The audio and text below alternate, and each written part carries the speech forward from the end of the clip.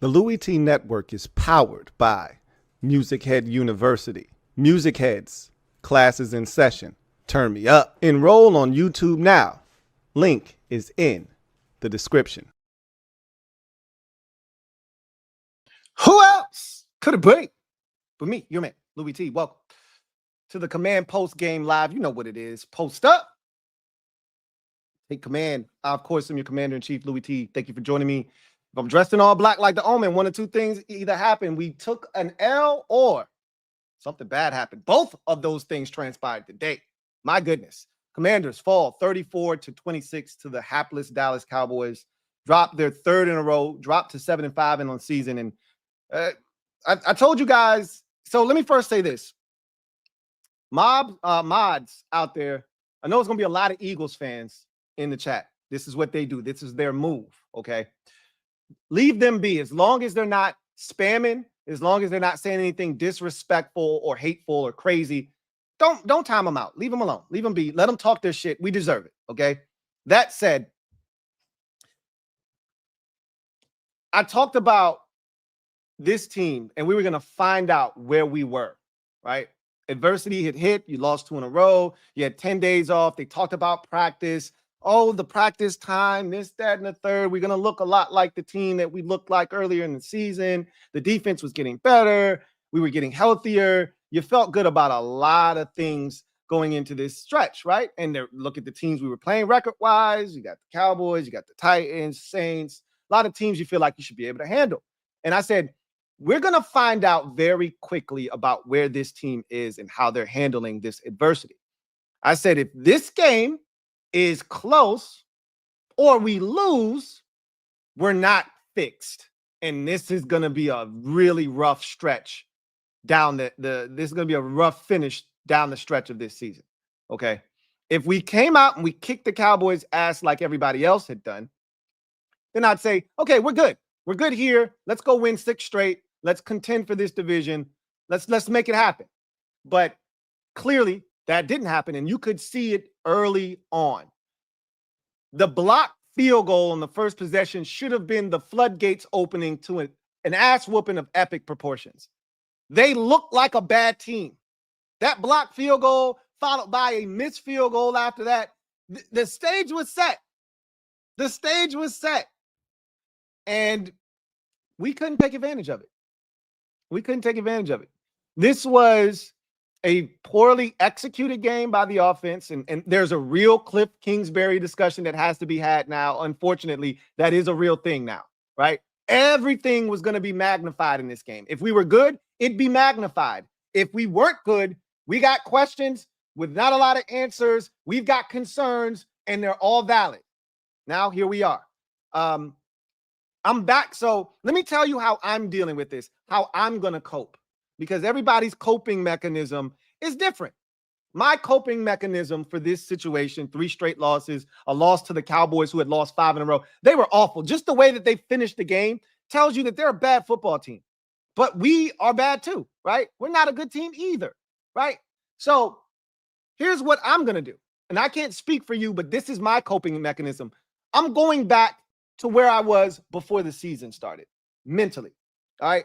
So here is what I'm going to do to enjoy the rest of the season, because theoretically speaking, we're ahead of schedule, right? But as I mentioned this on my Bleacher Report post game, the Broncos have a chance to get to 7-5 today with a win over the Raiders, which we expect them to get. If they get to 7-5, their 7-5 and our 7-5 look vastly different. They feel a lot better about their 7-5 than we feel about our 7-5, because it was achieved in 2 different manners. They started the season 0-2 and they dug themselves out of a hole early and they fought and they fought. They'd win 2, they'd lose 1, they'd win 2, they'd lose 2, they'd win 1. And so now they've gotten to the other side. And if they get to 7-5, they're feeling good and they're playing some of their best football at the right time of the season. Meanwhile, a lot of people said, hey, you're peaking too soon. You might have played your best football. Didn't want to hear any of that stuff. Didn't want to hear it. Didn't see the end offensively in sight because we were playing so well. But it may appear that we have played our best football of the season. We did peak too soon. We aren't playing our best football. We have lost 3 straight. This offense looks broken. Now you have no Brian Robinson Jr. You have no Austin Eckler. You're going to have to go out on the streets, physically out on the streets. You're going to have to re-sign Chris Rodriguez because you just cut him, right? You're going to have to bring him back, put him on the roster, and then you got to still go out and get another guy off the street to help you at the running back position. So you're going to be going with Chris Rodriguez and Jeremy McNichols at the running back position.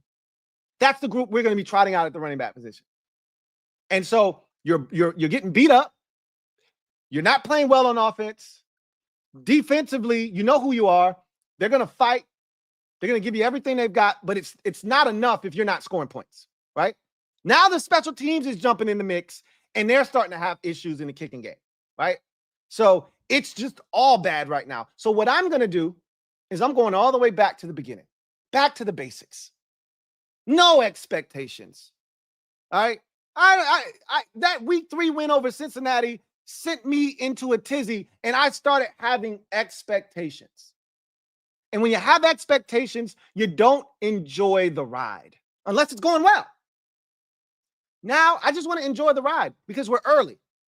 We showed up early, and now the expectations is getting the best of us because we're not ready yet. When you're throwing the ball to Noah Brown 15 times in a game, meanwhile, your best receiver is on the other side of the field not getting looks, you got issues, man. There's a fundamental issue when your best receiver isn't touching the football. But yet, 85 is getting 15 targets in the game. And I talked about this. I said, Noah Brown is Jaden Daniels' favorite target. And it makes me sick to my stomach. But at the end of the day, if I got no expectations, if I just go in and I say, hey, whatever happens, happens, I'm going to just enjoy the ride, I'll be fine. We might lose next week to Tennessee. They scored 30-some-odd points. I don't know if they ended up beating the Texans or not. But Will Levis is playing well. And yeah, oh, by the way, our run defense that can't stop anyone that let Rico Dowdle go for 80-plus yards.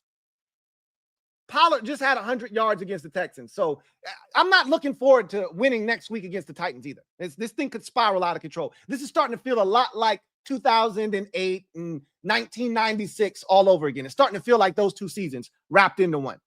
I should have known something bad was going to happen and you know, we're being so nice. We're bringing everybody back. We brought Bobby 3 Sticks back, and his bitch ass showed up in Cowboys attire. This is why you can't be nice to idiots and assholes, right? Tried to do something nice for him, and he shows up in a damn Cowboys hat. Get his dumb ass out of here. Anyway, the bottom line is, if you got no expectations, you got nothing to really be disappointed about. So I'm just going to enjoy the rest of this season the way that I said I was going to, because I asked this team to unmask themselves. Hey, show me who you really are. This is the week. This is the opportunity. We were 10-point favorites, everybody. 10-point favorites. I said, look, I just want to win the game. I would love to cover. We need to cover. But we're 10-point favorites. Just beat the Cowboys. Show me who you really are. You come out, you devour the Cowboys. We get back to business. We're not a fraud. There is no mask. This is who we really are. But if you can't beat the Dallas Cowboys at home with all their injuries, no Zach Martin, couldn't sniff Cooper Rush today with no Zach Martin. Couldn't get a sniff at him. Couldn't stop the run. With 2 backup guards essentially in the game. Couldn't stop the run. If this is who you are, show yourselves.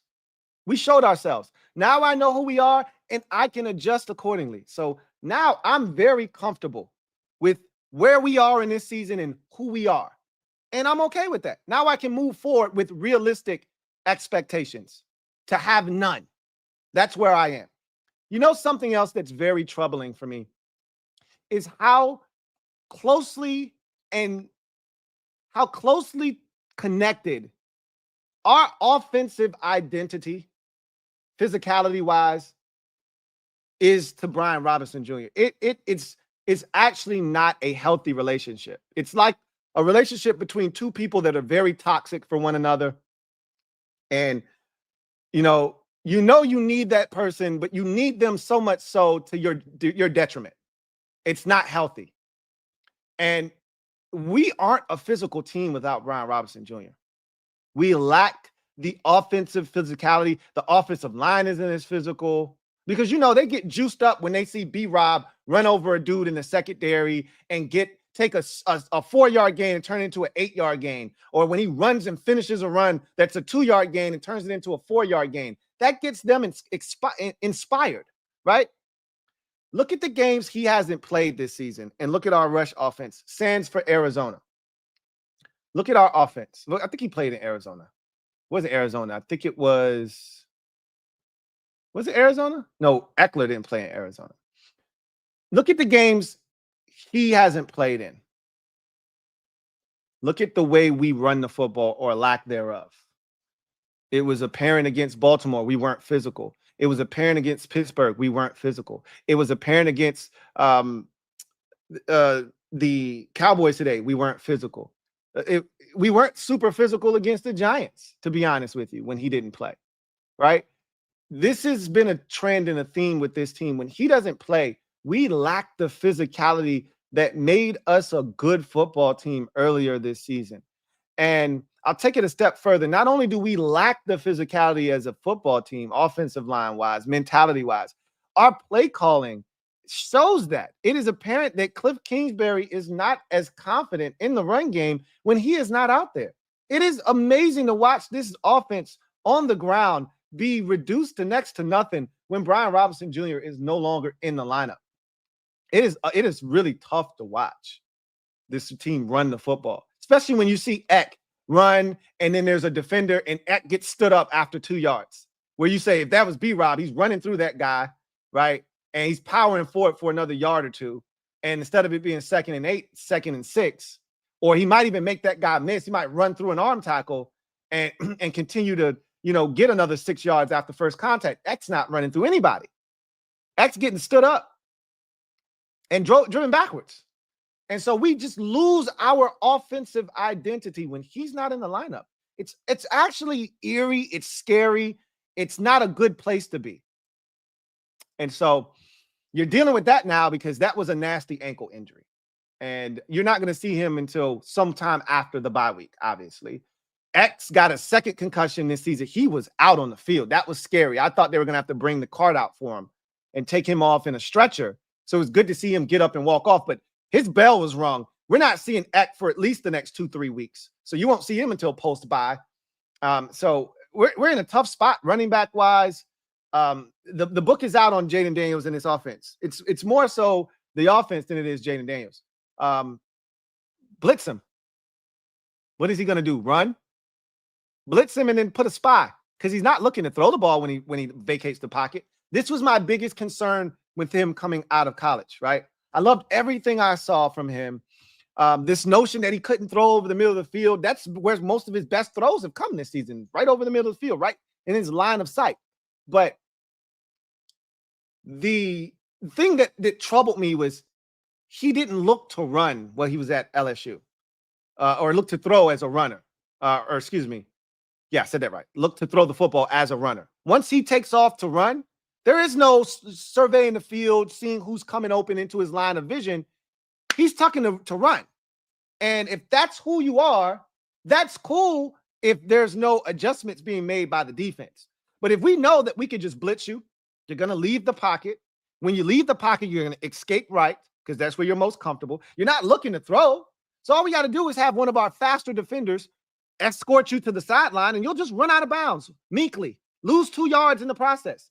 If that's what's going to happen, we had a possession before the half where he ran out of bounds 3 straight plays, ran right out of bounds. Gain of 1, loss of 2, loss of 1, punt. And I'm just like, bro, so you're just not going to try and throw it to anybody. You're not even going to look down the field to see if there's a chance to throw the football. You're just going to run to the sidelines. And so until there's an adjustment made, either we find a way to beat the blitz with his legs or with his arm, this is where we're stuck at right here offensively. Because Dallas was very predictable. On every third down, they were bringing pressure, and it wasn't a terrible job necessarily of protecting, but they were bringing more than we could protect with, right? A lot of times they would bring 6 or 7, and they would play man across the board. A lot of times they would bring 5 or 6, and it would get picked up, but there'd be one guy that maybe showed a little pressure. He wasn't but there are a lot of deep routes, a lot of routes down the field, a lot of deep comebacks to Noah Brown. Ooh, we really got the defense scared. We made a lot of garbage Dallas Cowboy defenders and players look good today. We made, I don't even know the name of this corner that was doing the whole mime bullshit. He's trash. We made him look like a grade A top choice number 2 corner today, right? Don't even know his name. He's so ass. And we made him look good today. We made Mozzie Smith look solid today. All right. He had a tackle for loss. We made Luke Schoonmaker look solid today. He had a touchdown, right? And then the biggest criminal offense of them all, we took Cooper Rush and we made him look like a starting caliber quarterback, which is what we do. We took Daniel Jones for years and made him look good. And we took Cooper Rush, and once again, he's now 3-0 against us, by the way. He beat us twice in that 2021 season, I believe it was. Beat us twice in that season. And now he's beating us a third time. He's 3-0 against us. So we took Cooper Rush, who looked like hot ass on a scorching Sunday afternoon in August. We took Cooper Rush, who looked like hot ass, and we made him look like a goddamn franchise quarterback. Hey, how about that? It was a total team effort. And let me get to Dan Quinn, because this was his worst coached game of his short Commanders career. And I'm not going to kill or crucify DQ. He's done a lot of good things here. He's turned around the culture. And I think we're going to win a lot of games with DQ as our head coach. But today was not a good day for Dan Quinn. It was not. So you start with the decision to challenge a play that didn't need to be challenged. And first of all, let's go back. There was a 4th and 2 from the Dallas 33, I guess, because I think it ended up being a 51-yard field goal attempt that he missed. It's 4th and 2. It's 3-0. I know you don't want to give up good field position if you don't get it, but scared money don't make money. It's the worst defense we've played all season. What you scared about? You had a good week of practice, so you say, right? We back the business, so you say, right? So if that's the case, why are you afraid to go for it on 4th and 2? I'm just curious. Now, you expect your kicker to come in and make a 51-yard field goal. I understand. I understand the thought process there. But why you go for it? Like, you've had great field position to start this game. You blocked a field goal. You blocked a punt. You pinned Dallas deep in their own territory. They punted you the ball.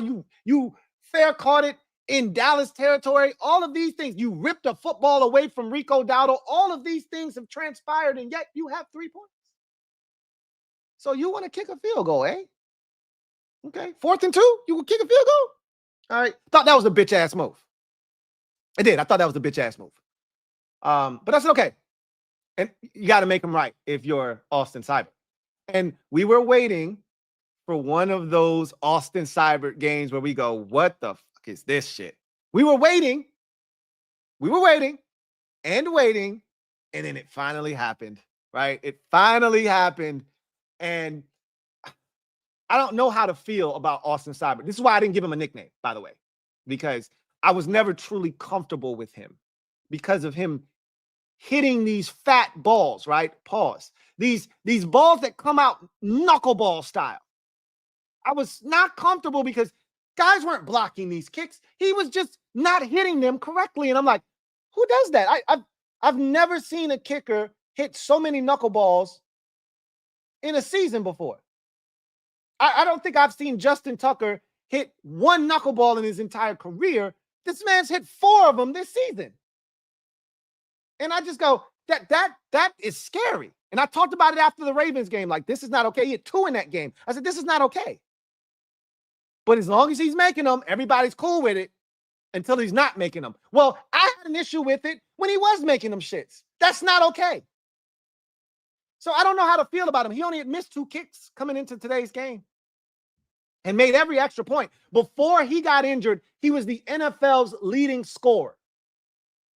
So I don't know how to feel about Austin Seibert. He's technically built up enough equity to have one of these stinkers. But damn it, man, against Dallas of all teams, you decide to have your worst game. It's hard for the fan base. It's hard for us to just say, it's okay. You got us looking and searching for Zane Gonzalez. That's not good. Beep, beep. That's not good. I don't know how to feel about Austin Seibert right now. I'm putting him off to the side. I'm like, you just chill over there. I don't even want to talk to you. I don't even want to see you right now. I'll figure out. It's almost like when you a parent and you so pissed off at your child. They made you so upset. They just did something so incredibly dumb that you don't even know how to be. You just get out of my face right now. Just go to your room. I don't even want to see you right now. I don't even know what to do with you right now. Just go to your room. I'll figure out what the punishment's going to be. That's kind of how I am with Austin Seibert right now. Just go away. I don't even want to see you right now. I don't know what to do with you right now. I'll figure it out. You know, Tyler Ott with the bad snap at the worst time of the game. Like, that whole unit, I don't even know why. I don't even know what I want to do with y'all. Just get out of my face. I don't even know what to do with y'all right now. Just get out of my face. But back to Dan Quinn, because he should have never been in that position at the end of the game, right? So let's continue. So you bitched up on 4th and 2. Classic Ronald Rivera move, I may add. That's a classic Ronald Rivera move. He bitched up like Ronald would have, right? He played to not lose against a bad team instead of to win. Classic Ronald Rivera move, right? So then you challenge a play at the start of the second half, roughly. It's probably early stages, mid stages of the third quarter. And everybody at home with eyes knew that this was not a fumble. But this is when oh shit, we're desperate. Shit, we're desperate. You're doing desperate shit, Dan. This is not what good teams do. You don't challenge right there because it's not it, bro. They're punting the football. What are you doing? They're punting the football, bro. If you trust your offense, they're pinned deep. You're getting the ball. What are you doing, sir? And we're supposed to have a former NFL officiating guy inside in his ear telling him when to challenge. You didn't challenge against the Giants a month ago when the Giants clearly didn't get it on 4th down, but you let them give them an improper spot in the 1st down. They went down and got points. You didn't challenge then, but you challenged this shit. Anybody could see that there wasn't a football act common to the game completed by that receiver that got his ass waxed on that play. Pause again. Don't talk to me about no slowing shit down. Oh, there's 3 steps. Don't nobody want to hear that shit. It wasn't a catch, bro. And you're so goddamn desperate. This is when I knew, oh shit, DQ is desperate. We in trouble. It's 4th and 15, bro. They're punting the ball. We're going to get great field position. And you already see it's 10-9, I think the score was. We were already trailing. 10-9. You already see where this game is heading, bro. We're going to need all them timeouts. And you thought it was okay to waste it? Another dumb move by DQ. I was really surprised at him for challenging that play. Like, when they said he was challenging, no, DQ, no. Don't do it, DQ. Don't do it. So that was the next F up. But you know what? Shit happens, right? It happens. Then we get to the end of the game, late game heroics, all kinds of crazy shit going on. We finally come to life, and you know that shit that we do. You know, you can never count 5 out. We can't say that. You know, he's got a flair for the dramatics. So he throws the pass, and I'm thinking Terry's got a shot to go. And he gets down the sideline. Great block out there. I forget who it was, but great block to spring him. And Terry scores. And the first thing I see DQ, I'm not going to call him any names. So the first thing I see DQ doing is one. Ah, shit, he's going Rivera. He went full Rivera on me in this game. He combined Giants 22 week 14 with Giants 2020 week 10 or whatever it was, right? With the Eagles game from 2023 in week 4. He mashed all them shit together and went full Rivera, right? He said, when those games combine, I am Ronald Rivera. And he turned into Ron Rivera on our ass. Bitched up, conservative, not going for it, challenging shit he shouldn't be challenging, wasting timeouts. We running 13 guys on the field at once on a third down and short. Full Rivera. Morphed into Ronald Rivera right in front of our very eyes. And then, and look, listen. Forget about the fact that Austin Seibert has already missed an extra point, has already missed a field goal, and the operation hasn't really been clean today. Forget about that. Remove that and put it to the side. Forget about the fact that Dallas is reeling. They don't know what the hell just happened. Their head is spinning. They can't believe they just gave that shit up, and they are literally a 2-point conversion away from losing a game that they seem to have in hand, or an extra point away from maybe having to go to overtime and winning this thing all over again. But they don't know what the hell to do at this point. They're out of sorts. Forget that. Move that to the side. Who watched this game? Because see what we did at the end, that was not real football. That was Dallas playing to not lose and then trying to lose, right? Anytime a team, I never understand why a team who's had great success against a team the entire day decides now, hey, we're going to play off, we're going to play soft, we're going to give them whatever they want. Let's just not give up the big touchdown, and then you give up the big touchdown. I never understood that. But, you know, that's not my business. That's their business, right? So, if you watch this game, who wanted 10 more minutes of what we had just watched? Not me. I didn't. I wanted to either win the game right there or lose the game right there. Who wanted more? Raise your hand. Who wanted more? Not me. I didn't want 10 more minutes. The Cowboys were the better team today. Did I stutter? Dallas was better than us today. You watched it just like I watched it. They were the more confident team. They looked like they expected to win. We played like some soft bitches today. Ball getting taken from us. John Bates, ball punched out. Austin Eckler in the flats took that shit from him. Give me them goddamn cookies. Yum, yum, eat them up. We look soft today. No Brian Robinson equals a soft football team on offense. That's always how it's been. It's nauseating, is what it is. You wanted to watch more of that? So Dan Quinn, you forget about Austin Seibert's struggles and that whole operation struggles today. Forget about the fact that the Cowboys' head is spinning. They just gave up some historic shit. Forget about that. You watched the game just like I watched the game. You really want 10 more minutes of this shit? Because we're not the better team today. We're not. You really think the defense is finna get a stop if they win the toss? Because I don't. What fantasy world are you living in, bro? Help me understand what your thought process is when now add all of that other shit back in now, right? I removed it. Now add it back in. Struggling in the kicking game. Cowboys are off balance. They don't know if they're coming or going. They're all over the place. They probably would have had to call a timeout just with all of the damn anarchy going on, right? Just to settle themselves, right? And they need that timeout, by the way, if they're going to try to get to a position where they could get a field goal off. So they don't want to use that last timeout in case we get the 2-point conversion because they only had one timeout left. So all of this shit should be factoring into your decision making. And the first thing you want to do is one. You're going full Ron Rivera package on me. We got what we deserved. And who didn't think that that shit was about to be a miss? I know. I can't speak for y'all out there. When we completed the Hail Mary against Chicago, I went nuts. Right? I jumped up.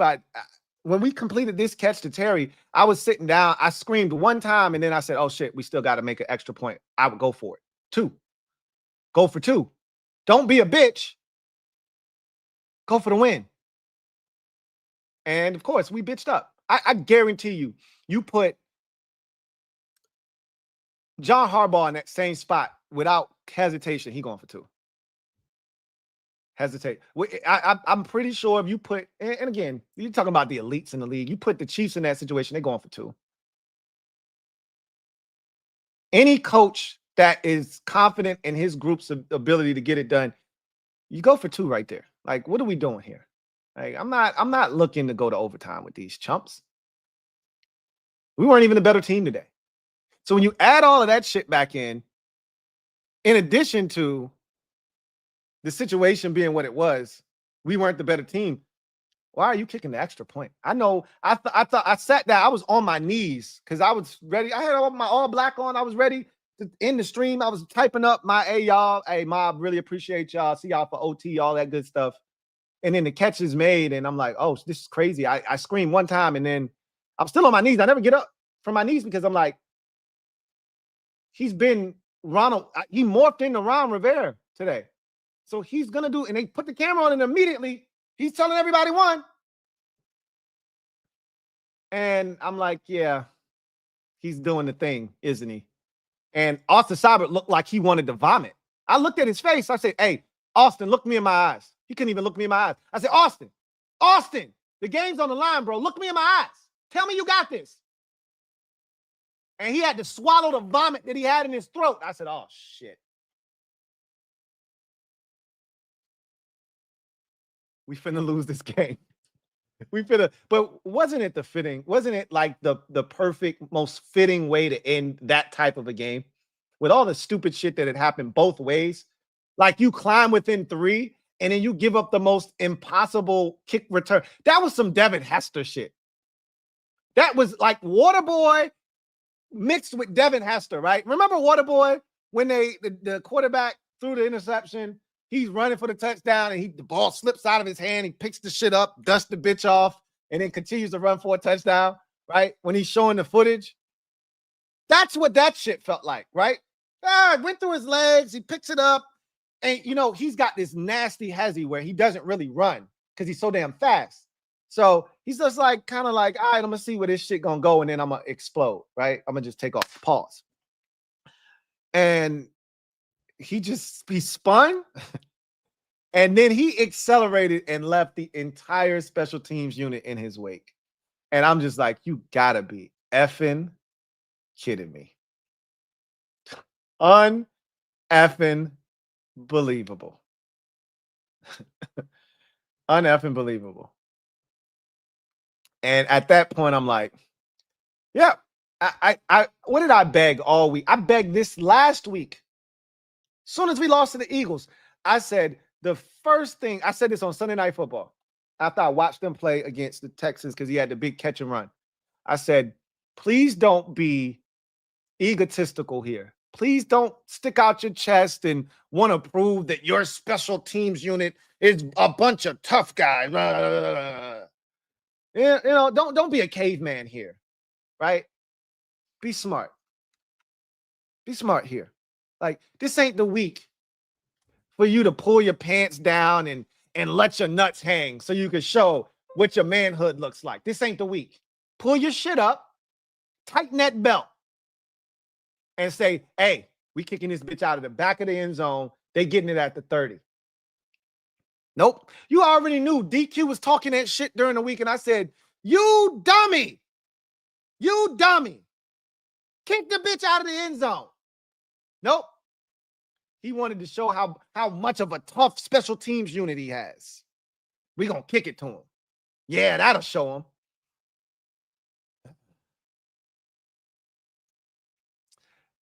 Bad move. That's bad news.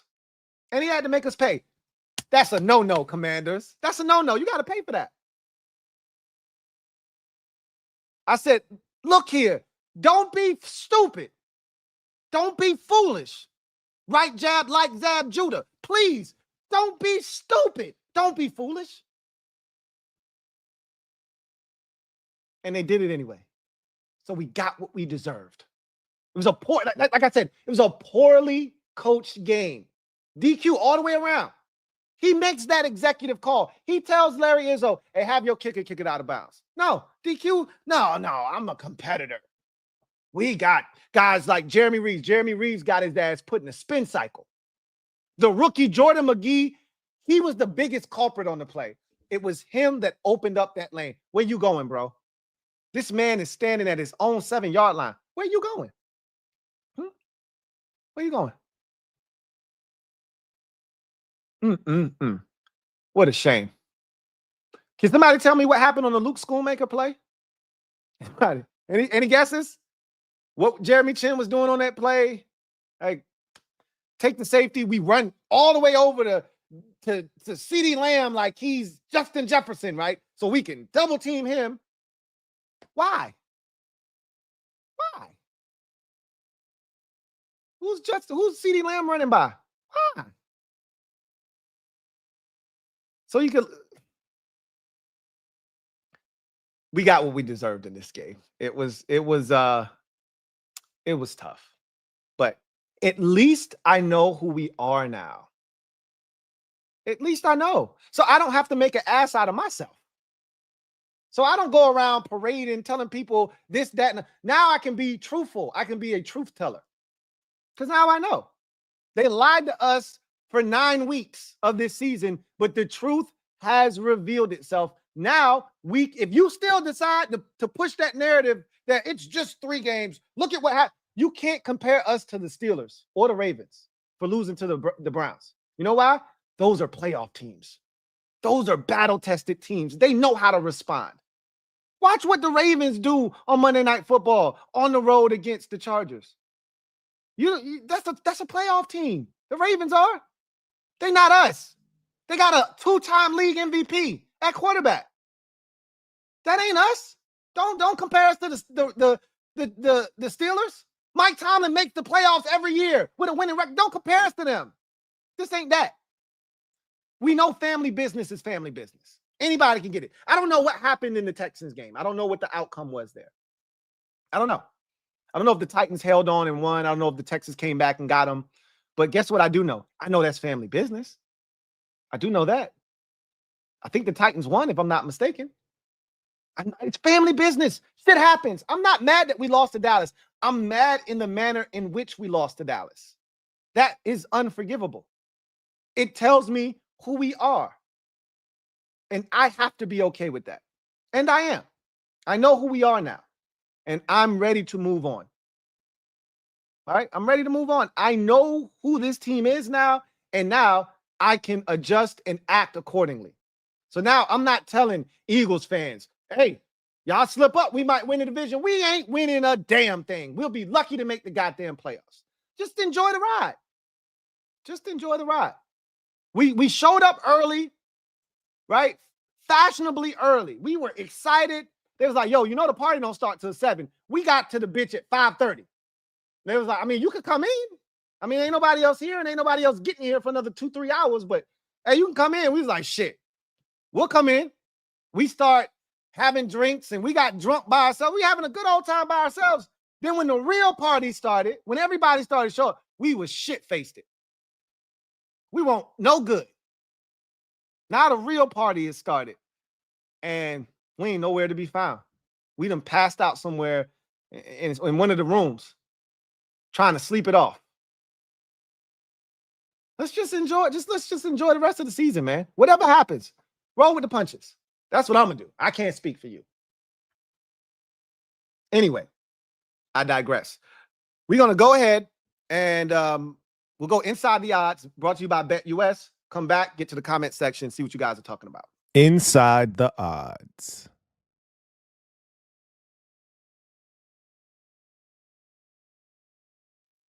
Looking for a new book this football season? BetUS has you covered. Fastest payouts in the industry. Get up to 10% back on your net losses twice a year, as long as you're active for a 6-month period. And here's the big kicker. For new users, use the promo code YouTube150 to get you 150% off on your first deposit of up to $2,000.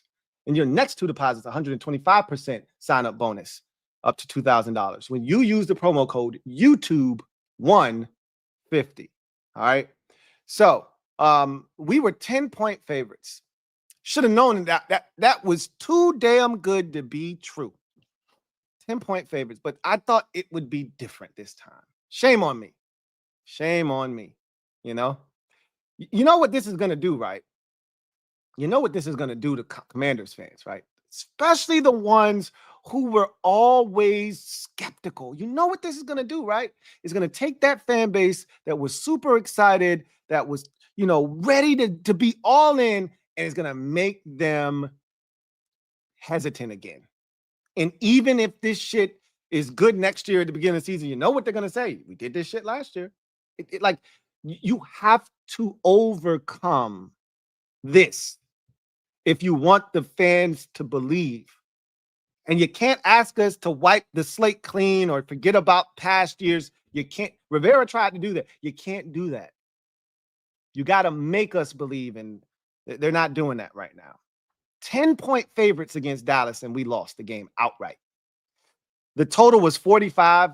There was 40-something points scored between the two teams in the fourth quarter alone. This is a 3-3 game at halftime. Safe to say that it felt like the under was inevitable going into the second half, and then the fourth quarter happened. Literally, the fourth quarter happened. Shit, the last 6 minutes of the game happened. That's when full anarchy. I mean, this was a 13 to 9 game when he hit Luke Schoonmaker. John Bates started all of this shit with his fumble. And I asked the defense, I said, defense, I don't even know why I'm wasting my breath here, right? Big shout out to BetUS for giving us these odds and the total for this game. We'll come back to BetUS a little bit later on in the show. I asked the defense, hey, man, I need you to hold them to a field goal. I would really like y'all to force a turnover, but I know that's asking too much. Can you just hold them to a field goal so it's just a one-score game? It's just 16-9. We can still tie the game up with a touchdown and extra point. And, of course, I've said this. What have I preached to y'all all year? I said, don't ask the defense for nothing late in the game. Even when it was 20-17, and people were like, all right, defense, we just need to stop. I said, this game is over, guys. Now, this was before the kick return for the touchdown. I had no idea that shit was coming. I had no idea that the defense would not even get a shot. I had no clue that was going to take place. I said, you know what this is. It's a stick-up. And the defense always got their hands up. Hey, they got us, man.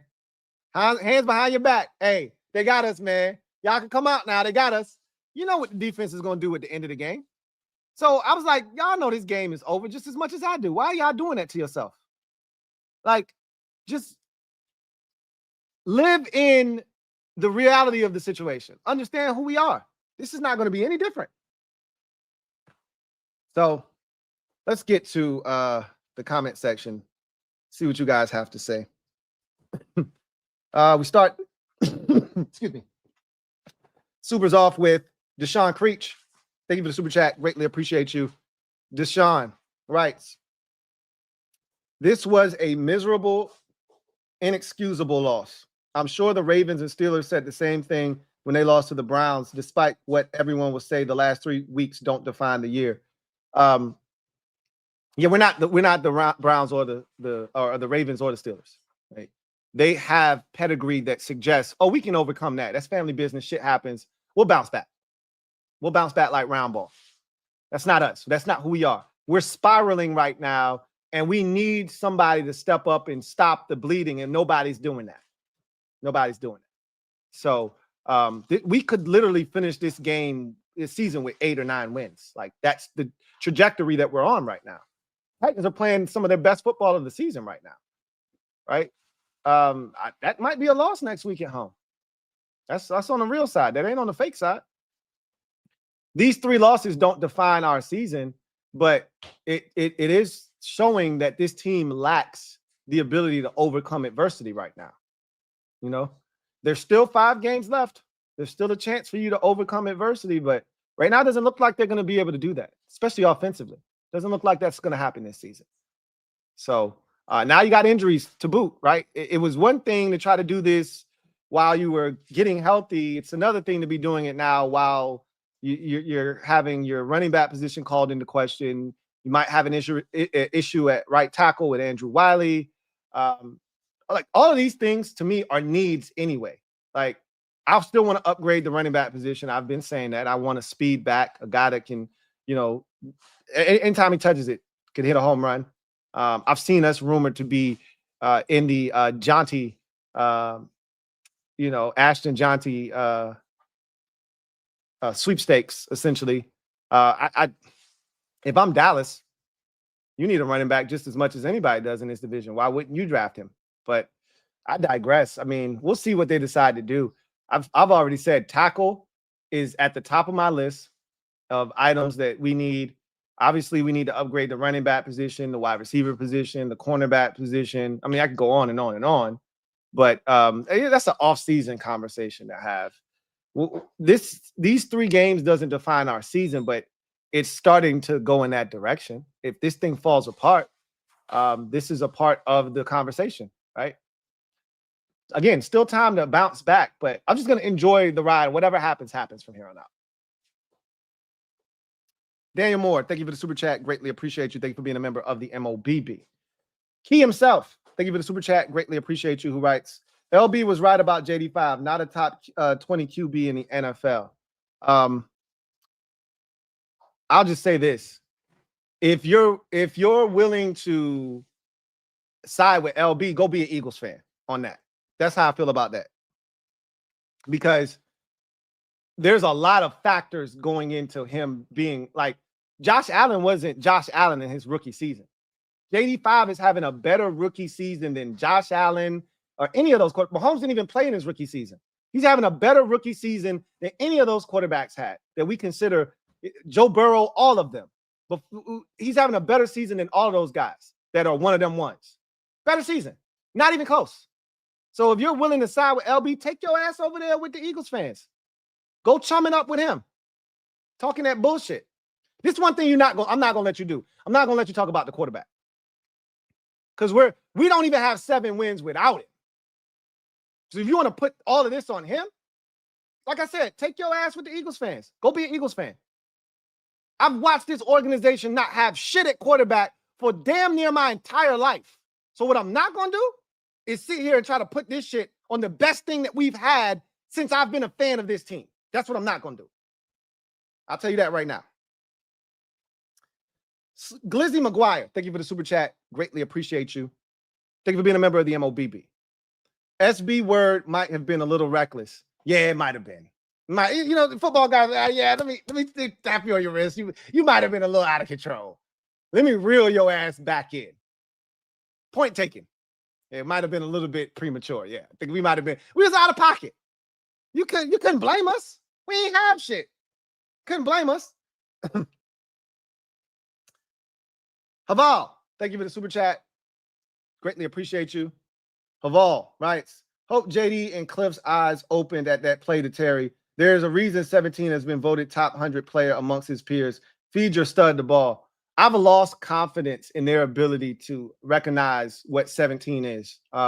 You've had too many opportunities to do that. Like, there's nothing you can say to me now. It's starting to turn into Eric Bieniemy all over again in that regard. Because if you do it once, oh shit. All right, okay, yeah, I got it. My fault. You do it twice, I'm looking at you like, bro, you don't see Noah Brown getting 15 targets is a problem while Terry has 3? That's not an issue for you? And then for you to sit at the press conference on Thursday and say, we got to do a better job of getting Terry the ball, and then do the shit again while Noah Brown still has 15 targets. I don't want to hear the shit no more. Like, clearly you don't get it. And they could say, well, we were trying to get the ball to Terry. We were going to throw a wide receiver screen to him. And then we had a false start penalty. And then 2 weeks ago, they were going to throw it to Terry. And we ran a bootleg at play, and the Eagles played it well. I don't want to hear no excuses. Those aren't the only plays you can get the ball to Terry McLaurin. It's just, the shit ain't good enough. It's not good enough. Period. End of discussion. They told us when they got here, they lied to us. They told us we gonna feed our studs. Now, that was our defensive coordinator talking. And he feeds our studs on defense. We don't have many, but the ones that we do have, he does feed them and feed them well. Okay. So I ain't mad at him. He didn't lie to me. But offensively, they ain't feeding shit. They ain't feeding no damn studs. We ain't got but so many on that side, and you ain't feeding them at all. Commander Cole, Thank you for the super chat. Greatly appreciate you. Thank you for being a member. The MOBB who writes, looked like the old era that it did. This felt just like the years previous under the last regime. This for the first time this season, I looked at the squad, and this wasn't a lack of effort or anything, but I was like, yeah, this doesn't feel different at all. I've been talking, it feels different because it is different, and it still is. I'm not tripping about that. But for the first time this season, I looked and I said, man, this shit feels like last year. This shit feels like the year before that and the year before that. This feels like Ronald Rivera standing on the sidelines with his arms folded up while everything's burning around him and he's telling us it's fine. Like that's what this shit felt like in this game. He said, just undisciplined. Like I said, it's a poorly coached game. It started at the top. It's a poorly coached game. You got 13 guys on the field on a 3rd and 1. You don't go for it on a 4th and 2. You don't go for the 2-point conversion at the end of the game. You waste the timeout on a challenge that clearly wasn't a fumble. This looked like Ronald Rivera in his prime, right? It's felt like old times, which is not a good thing. Cyber errors should be over. I don't know if I'm ready to commit to that yet. But I can tell you this much. With the game on the line, I looked him in his eyes, and he refused to look me in my eyes. So I knew right then and there, this is not good. But he's done too much for us this year to just quit on him. That I'm gonna just put him in his room. You take you and Tyler Ott and that whole operation. Tressway got it up. So you and Tyler Ott just go in the room. I don't want to see you right now. Just go in the room. I'll figure out what to do with you later. So disappointed. Playoffs are in real doubt right now. Oh yeah, playoffs are, without question. The playoffs are in jeopardy. I'm looking at the Rams and the Bucks and saying, hey, if you want it, it's there for the taking. The Bucks are like, well, I'm still trying to win my division. But I do appreciate the offer. That's what the Bucks are saying right now. I'm trying to win my division. That week 17 game against Atlanta, that shit might be for a playoff spot. While you bullshitting, that might be for a wild card spot. Layla Brown, thank you for the super chat. Greatly appreciate you.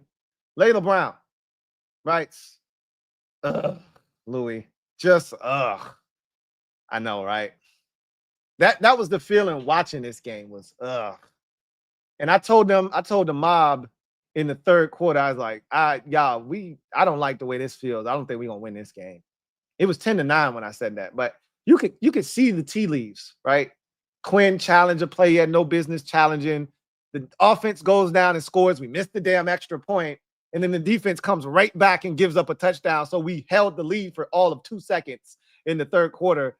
The Cowboys had not scored a single point in the 3rd quarter, or a touchdown at least, this season. And of course, we're streak breakers. We gave that up. Without question, we were giving that up, right? Didn't even hesitate. Didn't even allow the offense to feel good about the drive they just put together. Gave it right back, and then they made their extra point, so they took the lead. So, yeah, it was all bad. It was all bad. Deshaun Creech, thank you for the super chat. Greatly appreciate you. Double up. Thank you for doubling up. Deshaun writes, this is still a winning playoff bound season. I don't know about that, Deshaun. Your confidence is a lot higher than mine. This offense has been talent deficient since day one, and a rookie wasn't going to carry it all season. I agree with that. This was one of our worst losses, though, I'm not going to lie. This was not one of our worst losses. This was the worst loss of the season. You could justify all the other 4 losses this season. We lost to teams that were better than us. Eagles were better than us. Bucks were better than us in week 1. Ravens were better than us when we played them. Steelers, I don't think they were better than us. I think we should have won that game, but record-wise, they're better than us. They're mentally tougher than us. This is the first time you looked at a team record-wise, a team struggling, all of that, and we didn't take care of business. So now it's back to the drawing board. So that's why this doesn't feel like a playoff season anymore. It feels like it's totally in jeopardy, and until they stop the bleeding, until they win a game and get back into the left-hand column, this feels like a season that is going in the wrong direction. Again, it's starting to feel like '08. It's starting to feel like 1996 for some of you old enough to remember what that felt like. It's starting to feel like a season that is going in reverse. Hell, for some of you a little bit younger, that 96 might be too far back for you. It's starting to feel a lot like 2018, right? With the Alex Smith injury. Will Morales, thank you for the super chat. Greatly appreciate you. Thank you for being a member of the MOBB, who writes, Lou, so many emotions, highs and lows, doubts and fears, but I had to remember where we have come from. I love my team and I love their fight. Hashtag HTTRC. There's no silver lining in today's performance, none. But if you are going to try to make one up, it is that we are better off now than we have been at any point under the Dan Snyder era. And we are heading in the right direction, although it does not feel like it right now. You're 7-5 in the first year of Dan Quinn, in a new regime, and a team that is void of talent, that is rebuilding as we speak, trying to figure some things out, that needs a lot of talent. You're fortunate to be where you are. I mean, think about it. You could have lost that first Giants game. You could have lost that Bears game. This season could be a lot worse than what it is. So if there is a silver lining, which there is not for me right now, but if there were one, you say, you know what? We're right around where we probably should be. We're fortunate to be here. And there's still a chance that you can make the playoffs. Season's not over. Just feels really bad in the moment. That's real. Like, if that's your perspective, that's a real one. I don't necessarily agree with everything, but that's a realistic, perspective on where we are right now. John Perez, thank you for the super chat. Greatly appreciate you. John Perez, my guy JP, thank you for being a member of the MOBB, who writes, Cyber, Quinn, and special teams all lost us the game. Inexcusable loss to a bad Cowboys team with Cooper effing Rush. We don't deserve to go anywhere but home. Season's officially done, on to 2025. Again, I'm not co-signing that because I have no expectations now. I'm just going to enjoy the rest of the ride, wherever it takes us. If that ride takes us home, I'm going to enjoy 8 or 9 wins for what it is, right? If that ride takes us into the playoffs, I'm happy that Jaden Daniels and this young team are getting to experience the postseason. That's what you should have been wanting before the season started, was that somehow we make the playoffs and Jaden Daniels in his rookie season experiences playoff football. That should have been your goal. And we still have a chance to have that goal take place. So let's see if they can get that done. But I'm not on to 2025. Not yet, at least. John Perez, thank you for the super chat. Greatly appreciate you. My guy, JP, double up. Thank you for doubling up. Who writes, and the Cliff Kingsbury being back in the second half of the season is real. I think you forgot a word or two in there, but I know what you're saying. That's a real discussion. Yeah, that's a real thing that we have to now really, truly deal with. Like, I tried to minimize it because I honestly don't think the Steelers game was really a part of the offensive struggles. That was more of the players on the field than anything else. JD5 and the receivers and the drops, that was on them more so than it was on Cliff. Guys were running open. But the last 2 weeks, we've looked inept. The play calling is outside of when we put 2 backs, when we had that dual backfield, we've looked really bad on offense. We've looked out of sorts. It doesn't look like Cliff has, like, what happened to the screen game, right? What happened to the boot right, throwback left screen that we ran? Like, you don't burn through those things once, right? You can use them again if they worked, right? Like, you don't have to bury it. Oh, well, we use that one, can't use it again. You can use it again. Like, what happened to the creativity? It's like it's gone. We didn't throw one wide receiver screen today. We were going to Terry, but what happened to that? What happened to the spacing? This offense had so much spacing early, and they were easy throws for JD5. Rhythm throws. What happened to Austin Eckler? Zach Ertz right over the football for 5 yards. What happened to that? Why do we stop doing that? Everything is a Noah Brown comeback, curl, Noah Brown dig, Noah Brown is Noah effing Brown. Why are we throwing it to him? How many targets did he have today? I'm actually curious. I bet you this man had double-figure targets today. Noah Brown had 10 targets today. 6 catches on 10 targets. Meanwhile, Terry had 6 targets. 5 catches on 6 targets, by the way. I don't understand. I don't understand it. Cliff is struggling. He's definitely struggling. That shit is real. He's struggling. He is struggling. Yoshi, thank you for the super chat. Greatly appreciate you. Thank you for being a member of the MOBB, who writes, Lou, it's looking bad. Jaden seems scared. Terry ain't getting the ball. Coaching is worrying. The moment we started kicking the ball to Turpin and not in the end zone, I knew it was going to be a long day. I already knew that too. I knew it was they were going to kick the ball to him because they believe in their special teams unit and they weren't going to be scared. Which, again, just because you're scared and showing respect to somebody doesn't mean you're stupid. To me, that's smart. To me, we were being stupid today by kicking him in the football. We got what we deserved. But JD, I felt less like he was scared today. Like, I've seen scared JD. That he looked scared against the Eagles last Thursday. Like I didn't get scared from him today.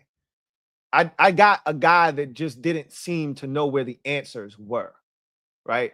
And he's not looking for an answer once he's a runner, right? He's looking to run.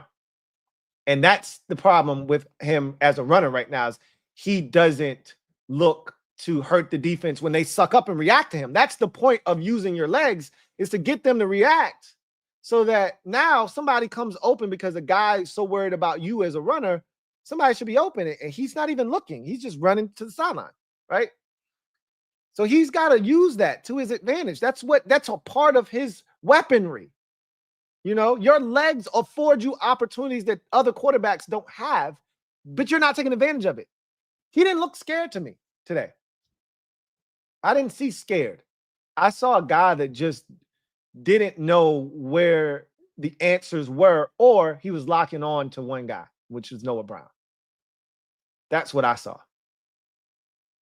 You know, he hung in there. The Cowboys were blitzing, and he hung in there. He hung in there. Rob Yu, thank you for the super chat. Greatly appreciate you. Thank you for being a member of the MOBB, who writes, "Sup, Lou? Sup, Rob Yu? I know the defense can't be trusted consistently, but the inconsistency of the offense is simply baffling. Look, this is what we do know. Like, I just like to deal in facts, guarantees, if you will. This is what we do know. The defense is going to play well in the first half. This is a truth now that we have established. All right. The defense is going to play its best football in the first half of the game. Your opportunities to take advantage of those said stops and turnovers that are created, et cetera, those opportunities come in the first half. And if you don't take advantage of them, which we have not done, you're going to find yourself in a dogfight in the second half, because the defense is going to play worse as the game progresses. As the game wears on, the defense gets worse. Did you see the point differential? I had no idea that this was the case. I should have, because I've watched all the games and I felt it, but I didn't have an actual stat that was attached to it so that I could make sense of it. We have the worst point differential in the fourth quarter this season. That's not on accident. We are now when that stat was shown, we were minus 40 after the Cowboys scored the touchdown to go up 20-9. We were minus 40 in the differential category in the fourth quarter. Well, they scored more points, right? So it might have come down because we only ended up losing the game, and we were down 11 at that point. We ended up losing by 8. So maybe it came down to 37, but whatever it is, we're the worst in football, point differential-wise in the fourth quarter. Is that a surprise to anybody that's watched this team? When I talk about don't rely on the defense in the fourth quarter at the end of the game because they're not getting a stop when we need it, does that surprise you that we're the worst point differential team? When we needed a stop against the Bears, we couldn't get it. When we needed a stop against the Steelers, we couldn't get it. Does that surprise you? When we needed a stop against the Eagles, we couldn't get it. When we needed a stop in this game, we couldn't get it. Did that surprise you? So you got to take advantage when the defense is playing well in the first half. You got to take advantage of it then. And in the first half of the season, we were taking advantage of it. We were scoring points. The defense has played solid football in the first half of most games this season, even going back to when we struggled in the beginning of the season. Go look at the first half scores in a lot of those games, even the ones that we didn't win. It wasn't until the second half where shit started to fall apart defensively for us. We didn't force a single punt against the Ravens in the second half of that game. Remember, we picked Lamar Jackson off on the first possession. We then forced a punt on the second possession, and then they did not punt the football the rest of the game. But they gave us a chance in the first half, and we settled for field goals, and we didn't take advantage of opportunities. It's been that way all season long. It's been that way. Remember, we were up on the Steelers 24-14. We had our chances. And the defense actually they got to 21, and the defense kept them there until the final possession where they scored that touchdown. We had our chances. Our problem right now is that the offense isn't carrying its weight. You can blame the defense. We know who they are. We've been known who this defense was. So I don't blame them for being who they are. The offense lied to us. They lied to us. That's where the problem is. That's where the problem lies. The offense lied to us. Texas Gaming. Been a member for 11 months. Really appreciate you. We ain't got there yet. That TD to 17 is lost and is lost. Great play, though. Yeah, but I don't care about it. We lost the game. So as much as I would love to talk about that play, had we won this game, it would have gone down in Commander's lore, right? We would have been talking about, just like the Hail Mary, we'd have been talking about that shit, just like the Washington walk-off, a.k.a. the Bear Trap, a.k.a. Noah's Ark. That shit would have went down in Commanders Cowboys lore. Instead, it's just a blip on the radar screen. It's a blip on the radar screen. Casper the Barbarian. Thank you for the super chat. Greatly appreciate you. Casper the Barbarian writes, got a little too big for your britches there, Lou. I tend to do that from time to time. I'm guilty. And guess what? I'll be guilty of it again in the future. I'm never going to stop, putting that out there and hoping for the best. I'm an optimist. It's what I do. So yeah, it's not the last time that I'll do this. Hopefully it is. I'm hoping that the next time we start off fast like this, we don't flame out.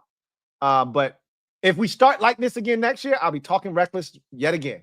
I would not have learned my lesson, because one of these times I'm going to be right, and they're gonna make me look good, and they're gonna let me talk my shit. But again, we're not there yet, and it's okay. That's okay. GT7, thank you for the super chat. Greatly appreciate you. Thank you for being a member of the MOBB, who writes, poor coaching, poor execution, poor game management. All my blame lands on DQ. Not sure why we kicked the ball to Turpin. Bad football is contagious. It started with DQ. I agree. Everything that happened in this game started with our coach.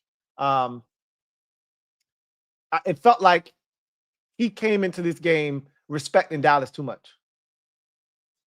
We should have been looking to treat them like the peons that they were coming into this game. What that means is, if you don't respect the team, it's one of two things, right? One of two things. If you don't respect the team, then you treat them like they ain't shit. You go for it on fourth down. What they gonna do? What they gonna do? If I don't get it, what they gonna do about it? Or you respect the team like we did Cincinnati in week 3, where you say, we know they're gonna score. We got to outscore them. It's one of two things. It should have been the former for us. We should have treated them like some hoes. Y'all can't score. Y'all some bitch-ass Cowboys. We finna bust your shit today. We ain't kicking no goddamn field goal on 4th and 2. And if we don't get it, what you gonna do about it? You got Cooper Rush at quarterback. That should have been the mentality. We came in like, oh shit, it's Mike McCarthy. We know them. This is a tough team. We got to make sure that we do everything by the book. He bitched up. And when you play like a bitch, you get bitch-ass results. So it started with DQ today. And the fact that he had the audacity at halftime to say, this is right. He told Pam Oliver, this is right where we thought we'd be against this Cowboys team.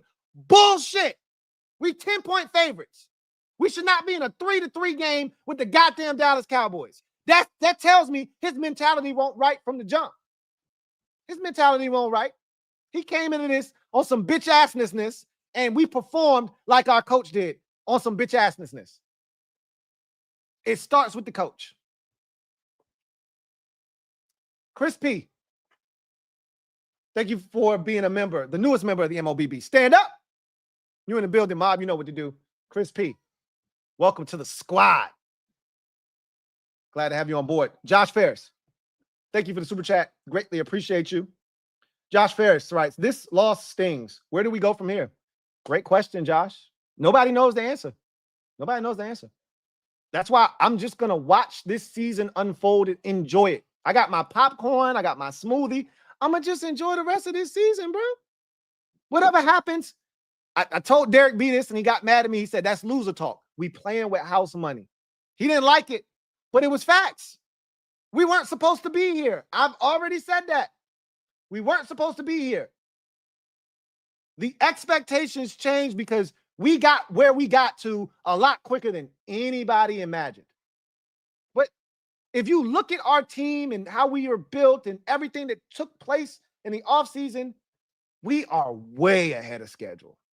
So I'm going to just enjoy it. We're going to see what this team is made of, right? Right now, I question their ability to overcome adversity. I question that. They have to make a believer out of me because I don't know if they have the intestinal fortitude to overcome adversity right now. Marquell Randall, thank you for the super chat. Greatly appreciate you. Thank you for being a member of the MOBB. Marquell writes, after seeing Jalen Carter go off against the Cowboys, I was hoping to see Payne take over, especially with all the injuries to the O-line. Disappointed. I've all but conceded what Daron Payne is at this point. Now, he got a garbage time sack in this game, so that's going to help his statistics, but we all know that wasn't a real sack.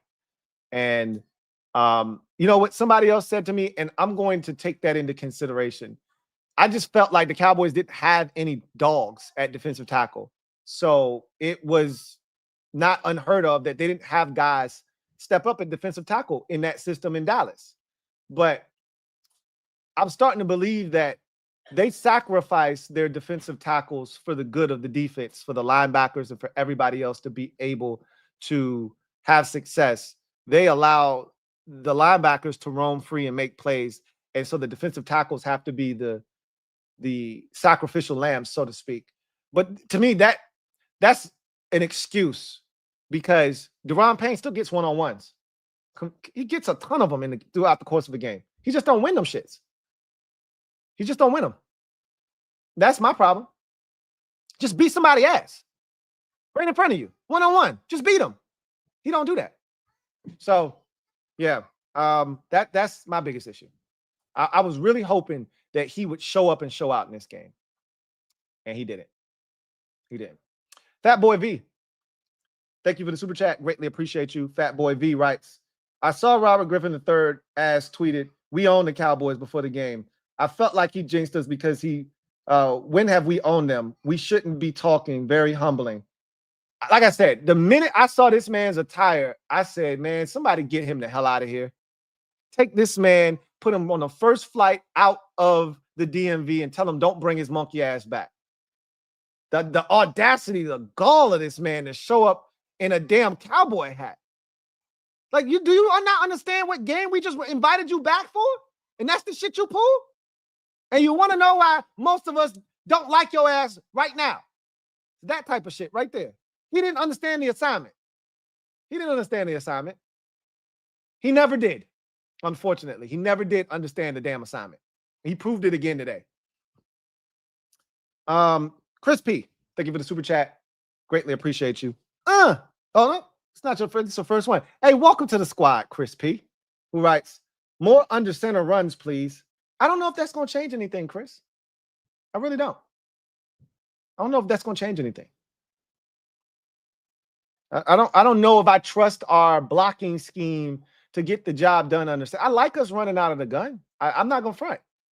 We just got to do a better job. Like, the spacing is the thing that that's the thing that's lost right now. Like, I remember I kept bragging about the space. The space was so incredible early in the season. You would run that little 5-yard stick route to Ertz, and you would have something on the outside, and the space we created, not just in the pass game, but in the run game, it was beautiful. It's gone now. There's no space anywhere. Everything seems congested. So I don't know. I don't know if under center runs are the answer. And I don't. We couldn't run it under center against the Eagles, right? I don't know if that's the answer. Look, at this point, you should be trying any and everything, right? Rubino, thank you for the super chat. Greatly appreciate you. Rubino writes, sending a super chat after years of lurking. I was at the game, Lou. Went from hugging people next to me to hands on the face in disbelief after the extra point miss. Offense was inexcusably bad all game. You know, that had to be like a roller coaster of emotions. What did I tell y'all before the season started? I said, this is going to be a roller coaster of emotions type of season, right? There'll be ups, there'll be downs, there'll be peaks, there'll be valleys, there'll be twists, there'll be turns. You got to be prepared for all of it. Now, did I think we were going to have that much success early? Hell no, I didn't. But that set the stage for the twists and the turns and the ups and the downs that we're experiencing right now. And it's been a lot more downs than ups here of late, but doesn't mean that it can't get back to going back up again, but it doesn't feel like it right now. But that play is a microcosm, that whole sequence of events, right? Like, think about that last 3 minutes, right? Think about it. Excuse me. You go from scoring a touchdown, you got 2 timeouts left and a 2-minute warning, right? You cut it to, you go for 2, you get it, you cut it to a 3-point game at 20-17. All right. So now you're like, all right, defense, let's get a stop. You kick it off. He muffs the kickoff, picks it up, dusts it off, runs for a 97-yard touchdown. Right? You're down 10 again at 27-17. It's over. Right? You got your 2 little timeouts, and the 2-minute warning, but it's over now, right? But you race down the field, you score rather quickly, right? Not before the 2-minute warning, but shortly thereafter with like 1 minute and 40 seconds left. You score a touchdown. You still got your 2 timeouts too, right? You kick your little extra point and you're down. Excuse me, you didn't kick an extra point. You kicked the field goal because you knew that you needed 2 scores. You were down 11. If I'm not mistaken, it was 20. You were down 10. You needed a field goal and a touchdown. Excuse me. It's 27. So you kick the field goal with 140 left, right?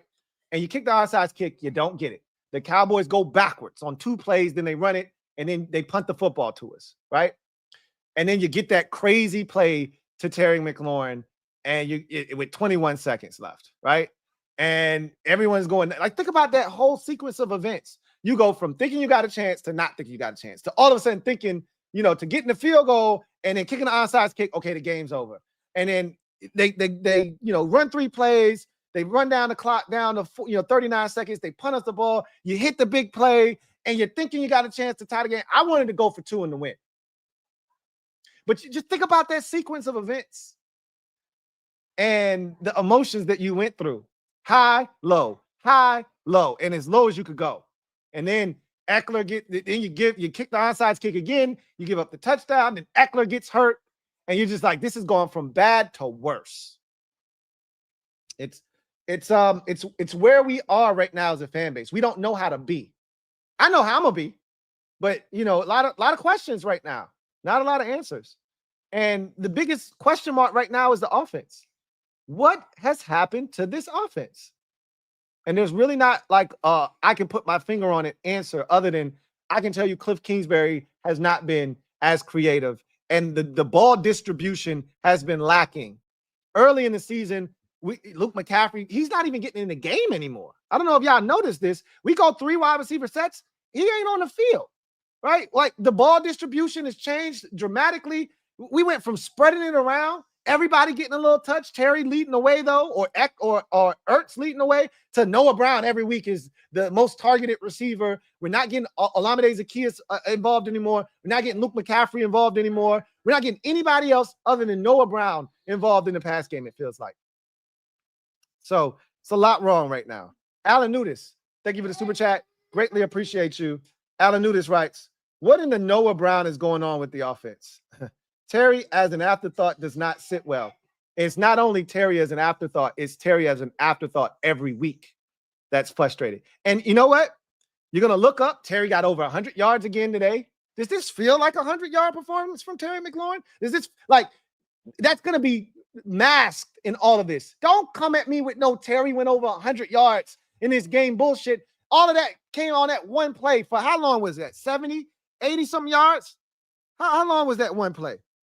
86 yards. The man had 102 yards today to Terry McLaurin. 102, 86 of it on one play. Don't come at me like he had himself a game. That's frustrating to me because now Cliff gets to hide behind. Well, Terry had over 100 yards again. He's on pace for his best season statistically of his career. This ain't, though. You're not doing it the right way, though. You're not doing it the right way. Devon Do Care. Thank you for the super chat. Greatly appreciate you. Thank you for being a member of the MOBB, who writes, Lou is a 22-year-old. This is the worst I've ever felt after a game. It shouldn't be. I can't tell you how to feel, but look, we've had way worse losses than this, right? I mean, the Bears game last year, you should have felt way worse than this. I would think. I maybe not. You know, maybe you had way more hope this year than last year. I don't know. Expectations are not a good thing to have. Yes, they are. They are a good thing to have. It just, again, it makes the highs and the lows that much more extreme, right? When there are no expectations, that's the way that you cope. That's my way of coping. I already told y'all that's how I'm gonna cope.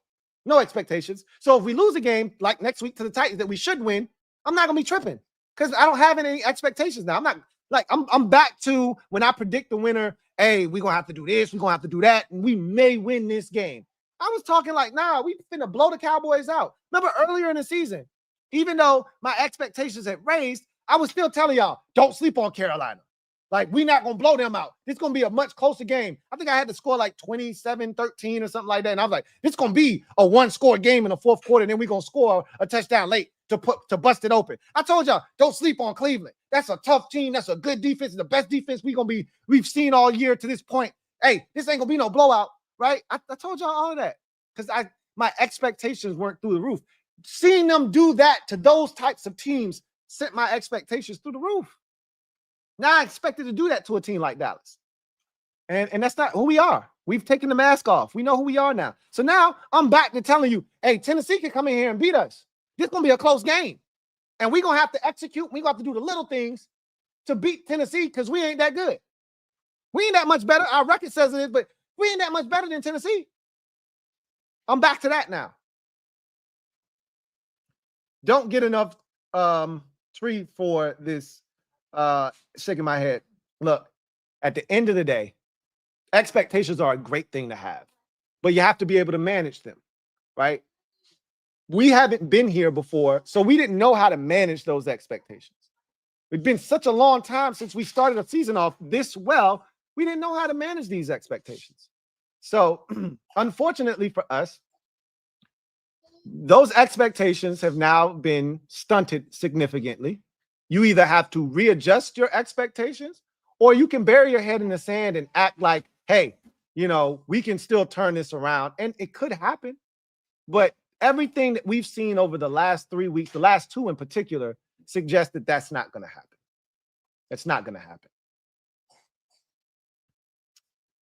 Man, JTF, thank you for the super chat. Greatly appreciate you. JTF writes, man, that offense was offensive. Terrible play calling and playing down to our opponent and awful special teams. Nothing is worse than finding ways to closely lose the last 3 games. It's painful. It is. But no longer are we allowed to hide behind the excuse of, oh, it's a play here, it's a play there. Oh, you know, we didn't execute. Like early in the season, we could hide behind, they didn't do it to us. We did it to ourselves. We had penalties. We had drop passes. We had mistakes. We did it.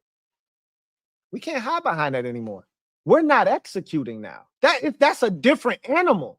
When you can say, hey, if not for that penalty, we're down at the 2-yard line. De'Ami Brown caught a screen and went to the 2. If we don't have that penalty, Olamide Zaccheaus is around the corner for a touchdown. If we don't have that penalty, we're first and goal against the Giants at the 2-yard line. We getting a touchdown. Like if you can tell yourself that it's okay. When you start saying, hey, bro, it's 3rd and 4, it's 3rd and 2, it's 3rd and 5, and we're not converting, we're not executing. And the bad part is we're not even close. We're not even getting a pass off. Or it's thrown to Noah Brown. And look, I need y'all to stop beating up Noah Brown because Noah Brown has exceeded any of your or my expectations. Noah Brown is playing great football. Let's get one thing straight. Noah Brown is playing excellent football. We're asking too much of Noah Brown. That is not his fault. So I need y'all to ease off of Noah Brown. Noah Brown is going to set career highs this year. Okay? It's not his fault that we keep throwing it to him 10 times a game. That is not his fault. Okay? That is not his fault. Noah Brown is playing really well. If you would have told me Noah Brown was going to do this when we signed him, I'd have told you was out of your damn mind. It is not his fault that they keep force feeding him the ball on 3rd and 5, on 3rd and 7. That is not his fault. That in key moments of this season, they're going to Noah Brown. That's not his fault. That's the quarterback's fault. That's the play caller's fault.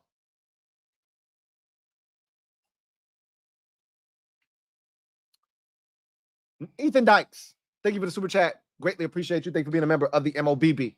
Ethan writes, told my dad all year I don't trust Seibert. I didn't have an Austin Seibert problem. I just was always on high alert with Austin Seibert.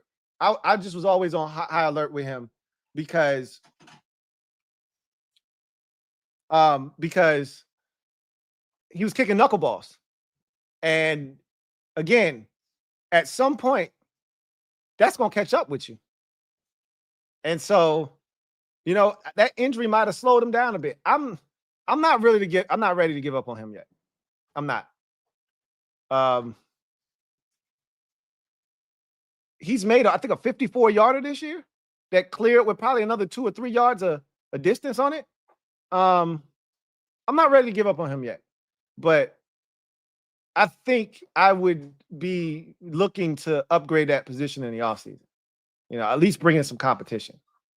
I think that is something that they should look to do. But boy, did he pick the worst time to come in here and wet the bed. Yeah, he was awful today. Big time. Thank you. Even the kickoffs weren't great today, right?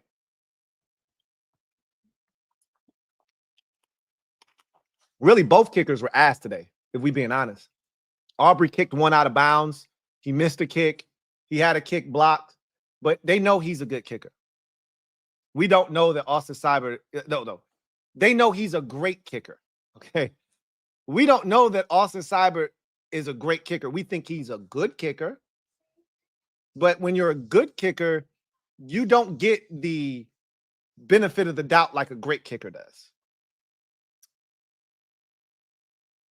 Rob you, thank you for the super chat. Greatly appreciate you. Double up. Thank you for doubling up. Rob you writes, I know 85 has been a decent pickup, but why so many targets? Find a way to get your best players the ball, period. Like I said, Noah Brown's been great for us this year. He's a third option on a good football team. I told you, he's Juwan Jennings. If we're looking at this roster like the 49ers, because I think that's what Adam Peters is building it like. Ben Sinnott, I thought they drafted him to be a tight end. No, they didn't. They drafted him to be Kyle Juszczyk.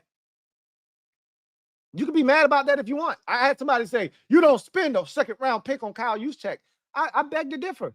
If he's a good football player and he serves a purpose and you have a defined role for him, you can spend a second-round pick on Kyle Juszczyk. Why do you think he got so many contract extensions in San Francisco? He's the highest-paid fullback in NFL history. That's what Ben Sinnott is, whether you like it or not. You see the block he put on Deron Bland to spring JD5 for the touchdown? That's what he is. He's a fullback. Stop asking him to be a tight end because he's not. That's not what they're going to use him as. They got to go draft them a tight end. They got to go find their George Kittle, right? He's not on the roster right now. And if you look at this roster and you think it's going to be in the image of San Francisco, then you have to understand that Noah Brown is Juwan Jennings, and that's a good thing. The problem is Juwan Jennings should never be your number 2 receiver, and Noah Brown is currently our number 2 receiver. and he's getting targets like a number one. It is what it is, right? I agree. You find the ways to get your best players to football. Every week I watch the Minnesota Vikings, and you don't think teams are game planning to take away Justin Jefferson? They still get him to football. They still get him to football. Even when there was no Jordan Addison opposite of him, they still got him to football. There's no excuse. And I get it. Terry's not Justin Jefferson. He's not in that caliber of receiver. I'm aware. There's still ways to get your guys to football. There's no excuse. There's no excuse. General JD, thank you for the super chat. Greatly appreciate you. Who writes, Jaden's still one of them ones, middle of the pack. No, he's still one of them ones. I got nothing but utmost confidence. Like I said, the game's never over with 5 in the mix. Like, your quarterback could never. Your quarterback could never, not in his rookie season, especially not in his rookie season. Your quarterback could never throw a Hail Mary for a touchdown. Your quarterback could never bring you back with an 86-yard touchdown in that moment. Your quarterback could never. Could never. That's not what your guy does. It's not who your guy is. Even when my guy doesn't play well, we still got a shot. Because he one of them ones. Command the Room. Thank you for the super chat. Greatly appreciate you. Command the Room writes, imagine having time to troll other teams' chats. That's a new level of unemployed and single. Hey, look, man. When you talk as much shit as I do, you know what's coming. I embrace it. I love it. Right? I'm not running from this, because guess what? When the shoe's on the other foot, when we finally turn the tide and we're actually good and we're sustaining that good play and we're taking over this shit, what you think we gonna do? We gonna go in their chat. We gonna take their shit over. I'm gonna be talking shit. So I'm taking mine on the chin, bro. Pause. Because trust me, when our time comes, they already see what it is. They know they better not never turn Louie Tee loose. They already see it. Because even when there was a hint of a hole and I started to hit that bitch, they already saw where it was going. It was like, we're not going to be able to deal with this dude if they get good. They see what it is. So they better get it in now while they can. Because like Denzel, I'm writing, what do you say? On all of you bitches. I'm coming for all of these bitches, all these Eagles fans. I'm coming for their ass. I'm taking mental notes of all of them. And some of them, they subdued and they minding their P's and Q's. So when the assault happens, I ain't coming after them. I'm a spare them. But when we start winning for real, I'm going to open up a can of whoop ass on a lot of these Eagles fans. They're not going to like it. So they better get it in now while they can. Because they see what it is. They know. They know. John Perez, thank you for super chat. Greatly appreciate you. Thank you for being a member of the MOBB. Who writes, same old team. We forever garbage, Lou. JP, you are so like, JP, we really got some work to do, man. You're too emotional. Like, you either at one end of the spectrum or the other. This is one of those days where it's okay to kind of lean towards the extreme end of being really negative and upset. But to call us garbage, forever garbage at 7-5? Really? Like, bro, my next question to you, JP, and you know I love you. Are you going to remain a Commanders fan? Because I've seen you in baseball jump ship. You were once a Red Sox fan. Now you're a Dodgers fan. I just want to make sure you still on our team. You're not an Eagles fan now, are you? We on the same team still, right? I just want to make sure, JP.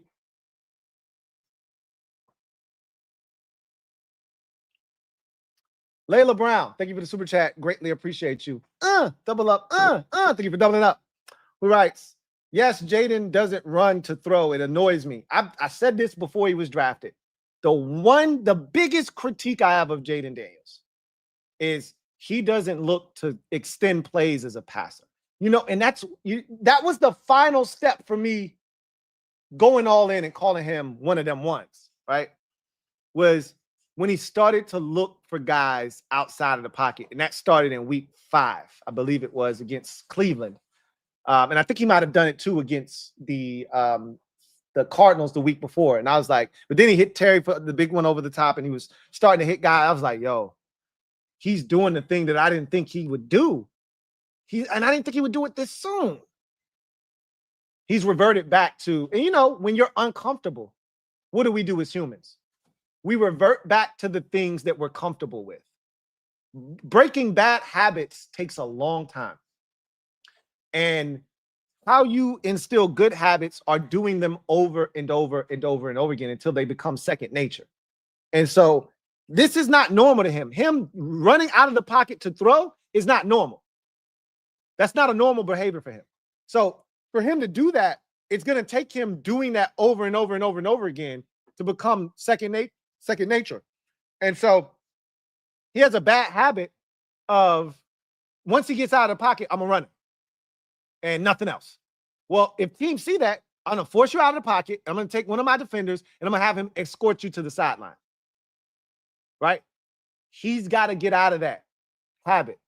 And so when things get uncomfortable, he reverts back to what he's comfortable with. You see people with all the time with guys with bad mechanics. They can work on all of that, the mechanical stuff in the offseason. And the minute adversity hits and you under duress, you go back to the bad mechanics. It's the same thing with JD5. He's got to get out of the habit of I'm running to be a runner, and that's it. Run to throw first, and if they because you could pump fake, get them in the air, all that stuff. Run to throw, and then use your legs if need be. Should be the last ditch effort is your legs. Should be the last ditch effort. Hidden Ninja, thank you for the super chat. Greatly appreciate you. Hidden Ninja writes, I love how I went from MVP JD to just a rookie. Give him time. LOL. He's a rookie. These things happen. I love it. I love the fact that he was even in that conversation. Again, your quarterback ain't in that conversation in his rookie season. Wasn't in that conversation his first year as a full-on starter. So it happens. This is how things go, right? Teams adjust, and not only does he need to adjust, the play caller needs to adjust too, and they haven't done that. They haven't done that. I love the fact that my quarterback was in that conversation, that people were discussing whether or not he should be in the MVP conversation in his rookie season. I do love that. I do love that. Rocky D, thank you for the super chat. Greatly appreciate you. Thank you for being a member of the MOBB, who writes, 1, no more Jay-Z invitations. Cowboys 2-0 when he's in attendance. 2, weird correlation between efficient offense and B-Rob. 3, we still a good team. I wasn't aware that. I know he's a Cowboys fan. All fake football fans, which Jay-Z is a fake football fan. LeBron, fake football fan. All are Cowboys fans, right? They always rep the home team in other sports, but when it comes to football, they got to go be a Dallas Cowboys fan, right? So I think this is his second time coming to a game. I remember I asked Kondo P. I was like, what is he doing here? I said, are we the place to be now? No, he's a Cowboys fan. Okay, got it. I don't let him bring his ass to the game. I don't give a shit. We got to find a way to win. You know, that correlation between B-Rob and us being efficient on offense. Look, we weren't efficient last week against the Eagles, but the run game was a much bigger part of the affair last week, and we felt more like ourselves in that regard. Him getting hurt on the first play was a bad omen for this game. I really think this game is different if he doesn't get hurt. But we can't be relying on Brian Robinson Jr. for our offense to actually function. You know what I'm saying? For Cliff Kingsbury to actually call runs that are proficient, that give us a shot. He doesn't have confidence in the run game without B-Rob. It's apparent even in his play calling. It's not the same run game when he's not out there. It's ridiculous. 3, we are still a good team. What's your definition of good, Rocky D? What's your definition of good? Because right now it doesn't feel like we're a good team. You know, right now it doesn't feel like it, but we'll see. Ethan Dykes, thank you for the super chat. Greatly appreciate you. Doubling up. Thank you for doubling up. Who writes, these growing pains are hard, man. Gotta win out now. We can't talk about winning out anymore. I made that mistake. That's on me.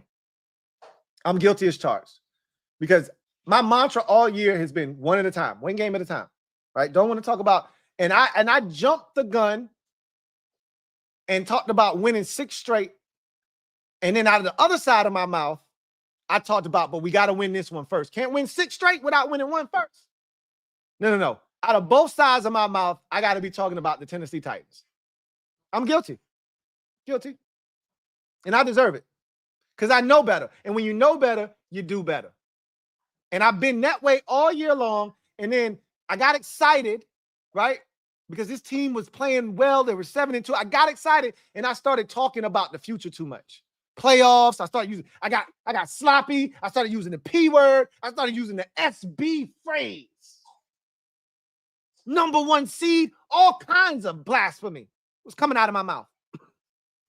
All kinds of blasphemy. So you know what? I deserve all of it because I was out of pocket. I know better. And when you know better, you do better. So you know what I'm going to go back to doing? I don't want to talk about nothing else but the Tennessee Titans. That's it. I don't want to talk about no bye week. I want to talk about the Saints. I want to talk about the Eagles again. I want to talk about the Cowboys again, the Falcons. Nothing. None of it. Just the Tennessee Titans. That's it. That's it. Just beat the Tennessee Titans. That's it. Just beat the Tennessee Titans. Stu Vision. Been a member for 7 months. Left hand up. I never liked that shit anyway. Navy Ramjet. Thank you for the super chat. Greatly appreciate you. Thank you for being a member of the MOBB. Navy Ramjet writes, blessings, Lou. Same to you, Navy Ramjet. That hurt. You think? we have fallen back. He says, I for one am fully outside and will remain.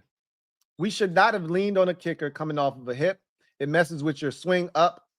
We need to dominate time of possession again. They felt good about him. Like, I'm not gonna make any excuses for Austin Seibert. They felt good enough with him in practice to put him back out there today. Like, no excuses. If they didn't think he could do it, if they felt like anything was off, they wouldn't have put him out there. So I'm not gonna allow that to be an excuse for him. As far as being outside, I'm never going back inside. I have no reason to. It's a new day. And it doesn't matter how bad things get this season, whether we don't win another game this season. I feel confident that we have our quarterback. I feel confident that this team is heading in the right direction. I still love this staff, even though I was very disappointed in Dan Quinn today. I still think in Cliff Kingsbury as well, even though very disappointed, I still think he's a good offensive coordinator. It is apparent that the talent or lack thereof is catching up with us in certain regards.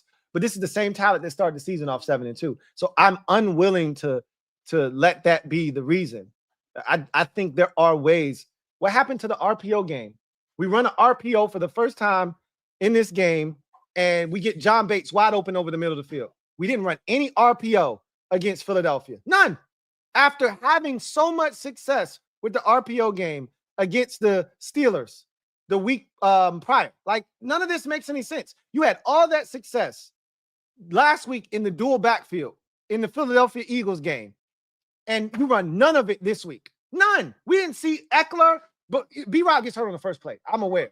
But even forget about all of that. You could have still put Eckler and Jeremy McNichols in the backfield together because it gives the offense a wrinkle. It makes the defense have to defend all, different levels, and it forces them to have to defend the misdirection and all that stuff. We saw none of it today. Make it make sense. Again, none of the things we're doing on offense makes any sense right now. We're predictable. We look out of sorts. We're not converting on third downs. You talk about winning time of possession. Big part of winning on time of possession is converting on third downs, which we didn't do again today. What did we end up on third downs? 1 point, we were 1 of 6. I don't think it got that much better as the game wore on. So my guess is we were 5 of 14 on third downs in this game. Another stinker from this team on third downs. 4 of 12. Another horrible third down situation for us. We're not the same offense. It's abundantly clear. And I don't know if that offense is coming back, the good offense. And so I'm prepared for us to try to win games 20-17 and 23-20 now. I'm prepared for us to do that. That's what it looks like we're going to be reduced to moving forward. We'll see. Swaggy P, thank you for the super chat. Greatly appreciate you. Swaggy P, thank you for being a member of the MOBB, who writes, the most roller coaster and frustrating game of the season. The sky isn't falling just yet. We are still in the wild card, but I'm staring at the cold red button more. Time to get our ish together. On to Tennessee. # raise hell. Yeah, I think it's about time to press that button. This was the game. I told you, if we don't win this game, look, even if it wasn't convincing, even if we would have won on that last second Terry play and he had gone for 2 and we had gotten it and we had won this game 28-27, we would have felt a lot better about this game. We would have admitted there's some issues here, but it'd have been much like the Bears game, like where you like, you know what? F all of that. We won this game. Find a way to win. Good teams, we did that thing. Good teams find a way to win, and we just did that. But we didn't do it because we're not a good team. So the sky isn't falling, but it's getting close. Feels like the sky is like right here, right? It may not have crushed us yet, but it feels like it's getting damn close. Ethan Dykes, thank you for the super chat. Greatly appreciate you. My guy, Ethan. E! Writes, so what's the logic on throwing Bates to Bates and not Sennett? I already told you what's the logic. They don't see Ben Sennett as a tight end. They see him as an H-back, a slash fullback. I've already explained that to you. I don't know how many more times, how many different ways I can explain it. Y'all just don't want to hear it because he was a second-round pick. But I need y'all to understand what they view Ben Sennett as. Ben Sennett is Kyle Juszczyk. So we need the tight end position needs an overhaul. And what I mean by that is this is John Bates. I think he got one more year after this year, if I'm not mistaken. I could be wrong. Let's see. 21. He was drafted in 21. 22, 23. So this is his last year. So Bates could not be here. I think they're going to bring him back. He's such a good blocking tight end. He should be on this roster. This should be it for Zach Ertz. And so if you've got Sennett and Bates back, you should be looking to add 2 tight ends. I think you should be looking to add 2 tight ends. But they only carried 3 this year. But they like Colson Yankoff. I got to stop forgetting about him. I still think you need to draft another tight, like a real tight end. I like Colson Yankoff as well, but not enough to not draft another tight end, right? An athletically gifted tight end. You know, that kid from Penn State looks awfully good. He looks like a guy I could add to the mix and be happy about. Like somebody like that. They need to add somebody to the tight end position. But until then, you're still going to be throwing the ball to guys like John Bates and Zach Ertz. Deal with it, right? We got to deal with it.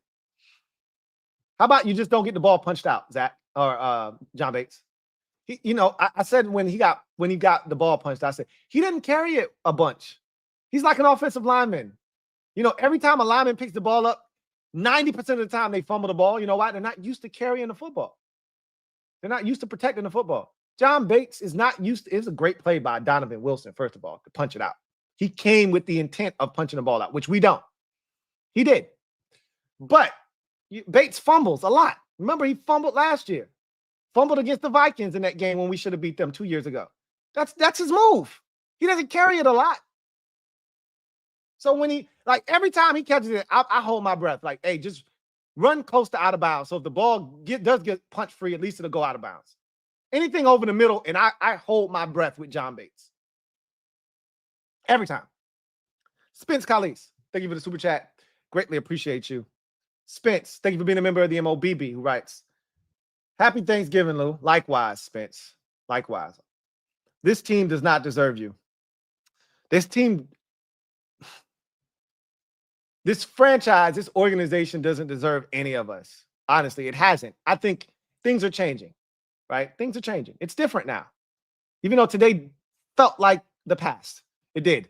For the first time this year, I was like, man, this feels eerily similar to last. It feels like the Twilight Zone. But it's different now. And for a long time, this organization didn't deserve any of us. But it's different now. It's different now. Ethan Dykes, thank you for the super chat. Greatly appreciate you. Hey! Right. Nothing for granted in this league. Titans just beat the Texans, by the way. I thought they did. I wasn't sure. We keep playing like this, and we will lose to anyone. Facts. Facts. Our worst game of the year, to be honest. Honestly, I thought our game against the Bears was worse than this, only for the reason that the defense literally dominated in that game. Like, Caleb Williams had 33 passing yards, 32 passing yards through 3 quarters. Like, you can't get much more dominant than what we were doing in that game defensively, and we had nothing to show for it. This probably feels worse because at least the offense was moving the ball in that game against Chicago.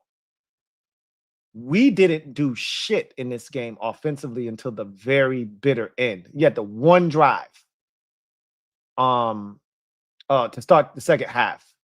Outside of that, until the very bitter end, when Dallas wasn't playing real football anymore, we didn't have any real movement of the football. And we had all the field position you could ask for to start this game off.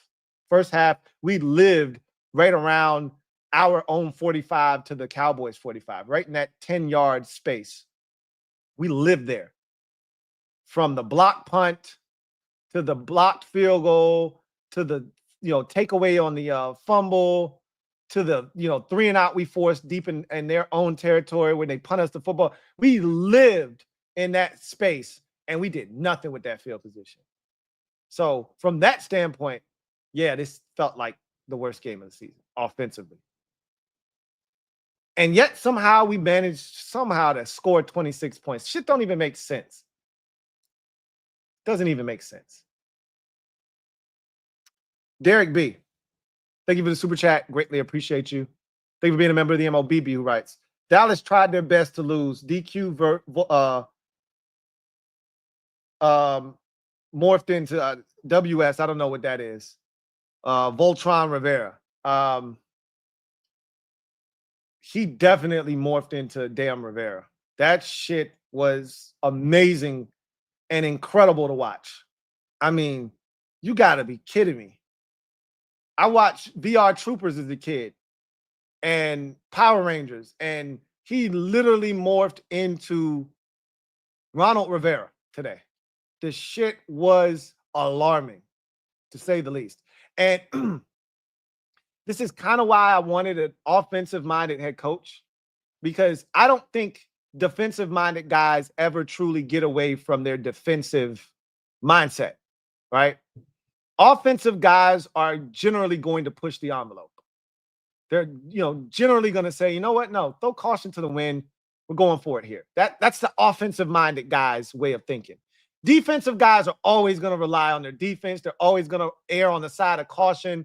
And DQ at his core, I don't give a shit how he tries to remodel himself and revamp himself. He is a defensive-minded guy at his core, and we've seen it rear its ugly head at multiple times this season. And so we're never going to be the Lions and Dan Campbell in the sense of, hey, let's go be aggressive and go for it. That's not his temperament. And so this is what we're left with. This is what we're left with. Dallas tried their hardest. They're so ass, the Cowboys are. That's the part that makes me want to vomit, is they tried their hardest to be a bad team, the bad team that they are. And we couldn't even get out of the way to let them be bad. We couldn't even do it. They tried to lose this game in the most epic fashion imaginable, and we couldn't even move out of the way. We couldn't even sidestep them and let them do their thing. We got in the way. Because we Hold on a second.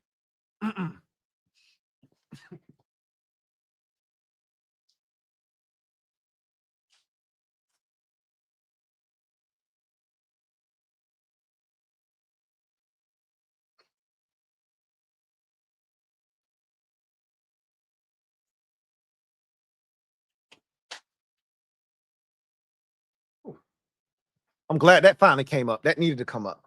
We don't know how to attack success. This is our problem. We don't know how to attack success. We're always waiting for the other shoe to drop. We're always waiting for something bad to happen. And that's what was so different about early in the season. Early in the season, we attacked success. We went after it. We put our foots on people's necks and we crushed their larynx and their windpipe. We attacked success. Now we're back to waiting for something bad to happen, waiting for that other shoe to drop, playing tentative, playing scared. We didn't do that early in the season. We went for it on fourth down. We were aggressive. We knew what we were coming to do. We weren't coming to win close. We were coming to knock your head clean off your damn shoulders. Now we're doing that thing again, which is what Rivera specialized in, which is playing not to lose. Now we playing not to lose. We did it against. That's why I love the fourth down call last week against Philadelphia when everybody was like, he should have kicked the field goal. No, I'm not looking to play bitch-ass football. I'm coming to win. I'm not coming to not lose. There's a difference. He went back to playing not to lose instead of to win. 4th and 2 from the Cowboys 33. You going for a field goal? They stink. Crush their windpipe. Go for it. Nah, we'll kick the field goal. Let's be up 6-0. That'll show them. Right. Jesus Peace Music. Thank you for the super chat. Greatly appreciate you. Who writes, my bad, T. LB was right, and he will make sure you hear it. Be ready, LOL. Much respect. It was your kicker. Yeah, he already texted me. I've already told him that we're a disgrace. That's what I think I texted him something like that. We're a disgrace. So yeah, look, I'm already, it's good. It's all good. I don't run from none of that. Y'all know that. I don't run from none of that. And this is the thing, and I told LB this already, and I said it on the stream. He had nothing to lose by saying we were going to lose to Dallas. He had nothing to lose. If we would have won, we weren't going to hold him to it. Just like me saying, y'all going to lose to the Rams tonight. Who cares? If y'all beat the Rams, guess what? You said we was going to lose, Louie. That's the worst that's going to happen.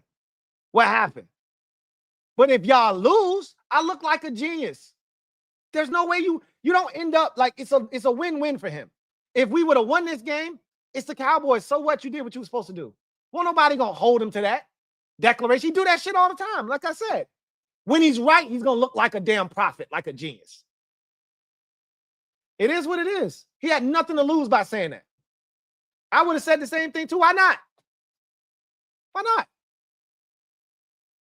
I can't give him credit for something that's as simple as, hey, y'all gonna lose to the Cowboys. Cool. Hey, that's like me saying to y'all gonna lose to the Giants. If y'all don't lose to the Giants, who cares? They ain't supposed to lose to the Giants. But if y'all do lose, it looks like I'm a genius. You can throw anything out there. If it sticks, it looks like you're a genius. That wasn't a hard one to throw out there. Because either way, it was either he was gonna look good or it was gonna go right off him like he had Teflon. Right? It's gonna go right off of him. He was in a win-win situation there.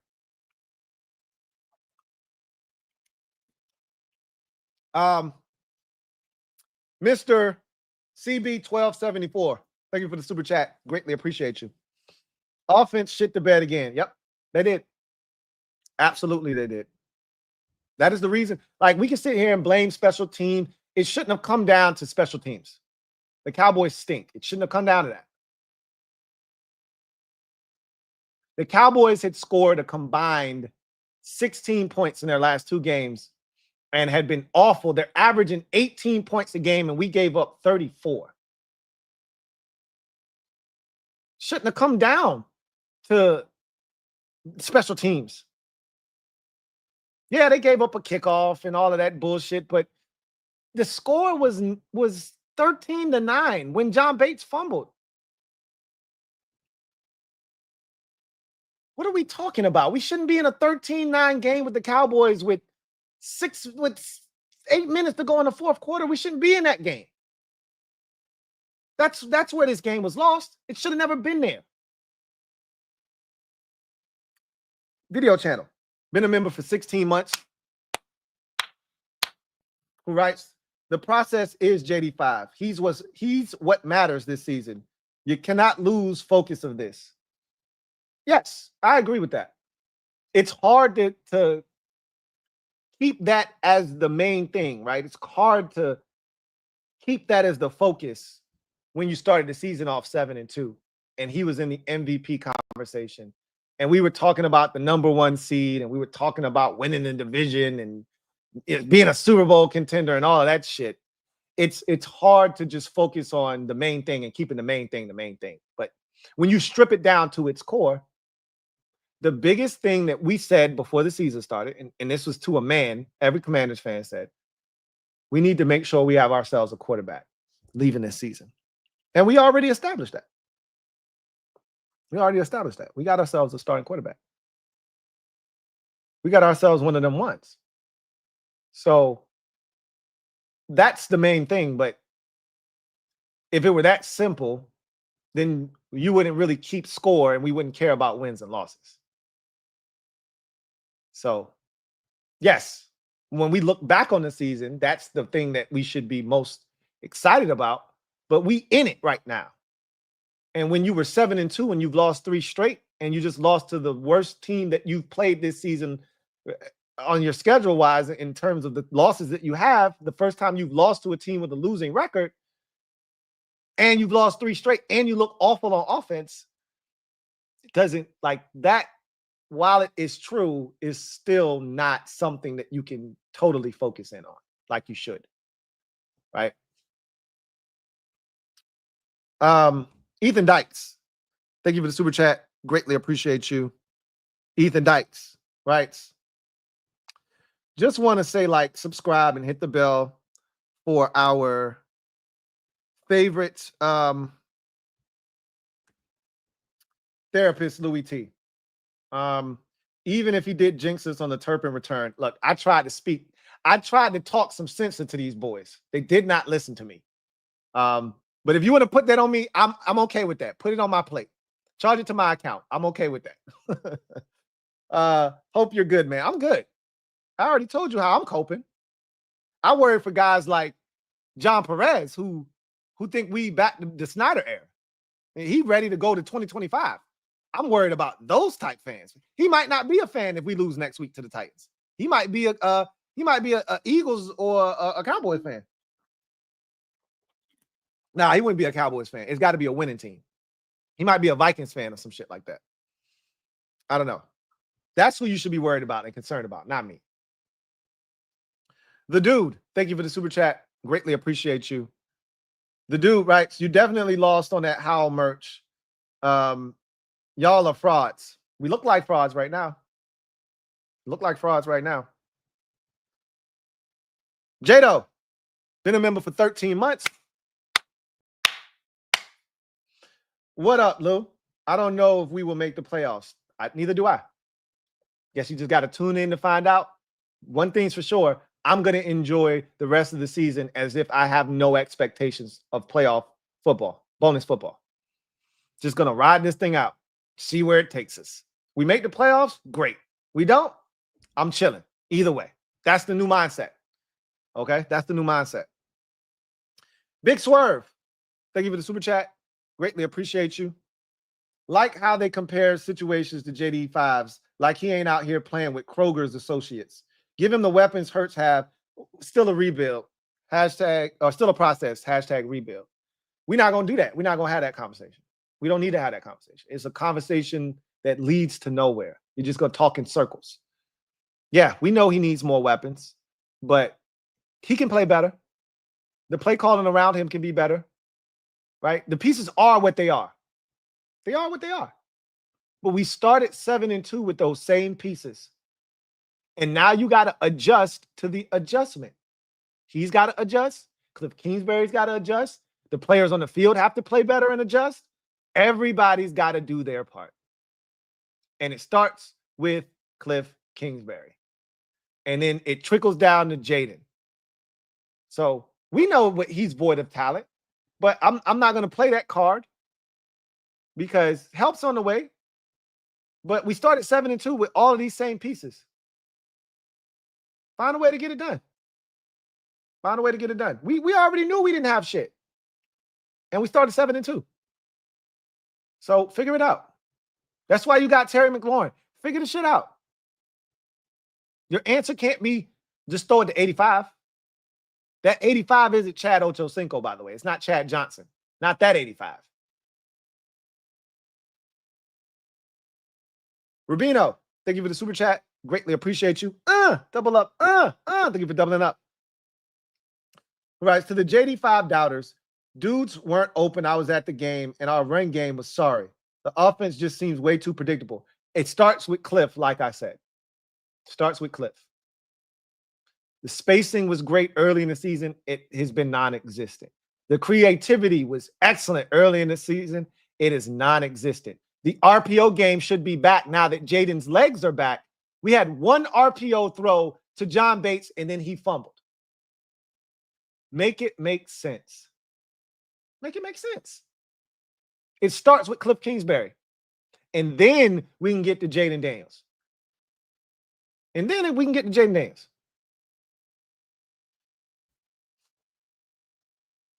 Video channel. Thank you for the super chat. Greatly appreciate you. Video channel. Thank you for being a member of the MOBB rights.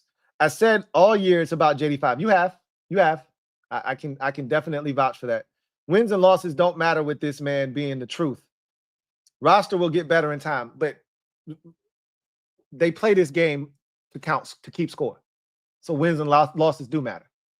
Like I can't subscribe to that. I'm too competitive to sit here and tell you that all I care about is the progression of JD5 and his growth. I'd be lying to you if I said that I can separate the two and just focus solely on that and not worry about winning. Those two are separate entities, but our success, and the way a lot of people feel about him are tied to one another. Right? And it shouldn't necessarily be the case because he could play extremely well and we could lose the game. But that's not what's happening right now. He's not playing extremely well and we are losing games. He didn't play well against the Steelers. He didn't play well against the Eagles. He didn't play well today, and we lost those games. So the two are tied right now, whether you like it or you don't like it. The two are one and the same right now, and it's hard for fans to separate the two. His growth and development versus wins and losses, they're all one. He needs to grow and develop while we're winning games. And right now, as you can see, because he's so talented and there isn't a lot around him, how he goes, we go. If he doesn't play well, we don't have a chance to win because just there's not enough talent to offset him not playing well on any side of the ball, special teams, offense, or defense. Chris Devers, thank you for the super chat. Greatly appreciate you. And you know what? I'm actually disappointed in you, man. I would have rather not heard from you today. I ain't heard from you all year, bro. All year. You were 3-7, and I ain't heard. I've done a lot of Cowboys streams this year. You ain't peek your head in. You ain't said, what's up? You ain't said, hey, we still them boys like you normally do. Nothing. You felt like a fair weather Cowboys fan to me this year, Chris, for the first time. And we go way back. Y'all finally win a game against us, and you pop out?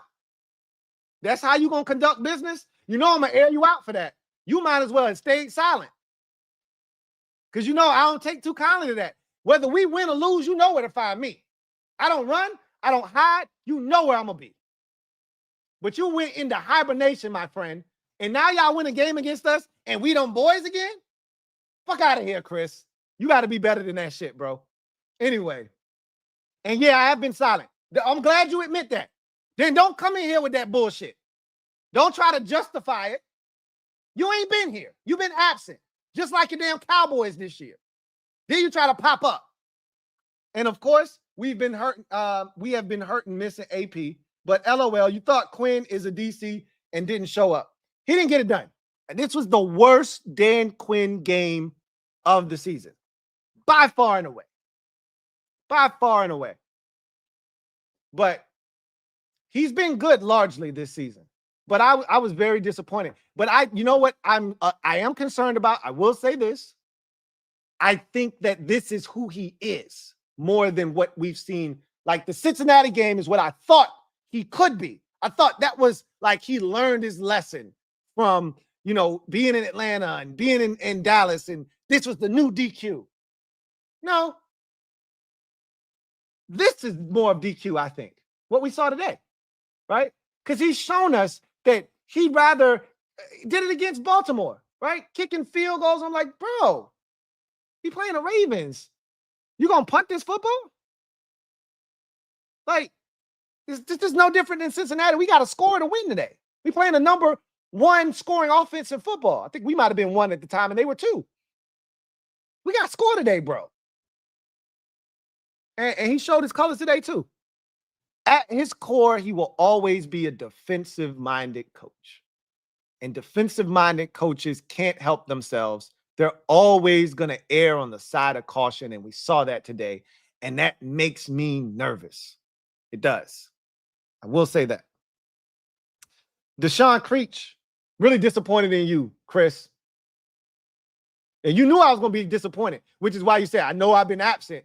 Well, then what the hell are you showing up for then? When I was taking attendance in the bathroom, where your ass was at? You weren't there. So don't show up today. I already got you put down for truancy. Don't try to show up today. The nerve of you. Deshaun Creech, thank you for the super chat. Greatly appreciate you. Last chat. He says, I meant worst loss in recent memory.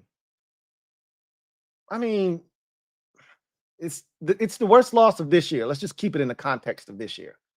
We had a lot of bad losses. This team has a lot of bad losses.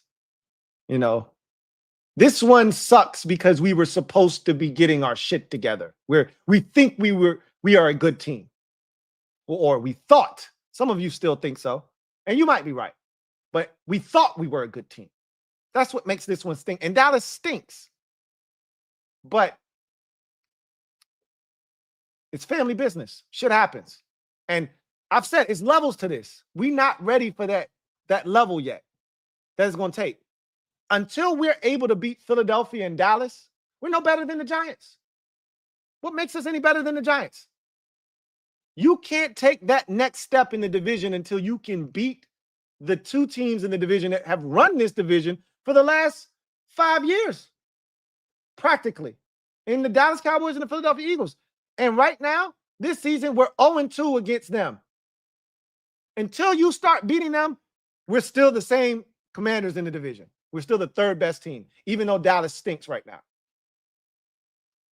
If you can't beat Cooper Rush, you got problems. You got problems. Commander Cole, thank you for the super chat. Greatly appreciate you. Thank you for being a member of the MOBB. Commander Cole writes, wouldn't be surprised if Tennessee bashes our heads in next week. By the way, we are 0-3 since we went all in and traded for Lattimore. Shaking my head. Yeah. But that's not the reason we're 0-3. But that's an easy marker to talk about.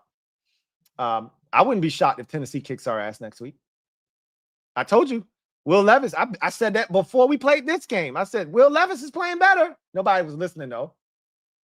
Because ain't nobody want to hear that shit. I said, Will Levis is playing better.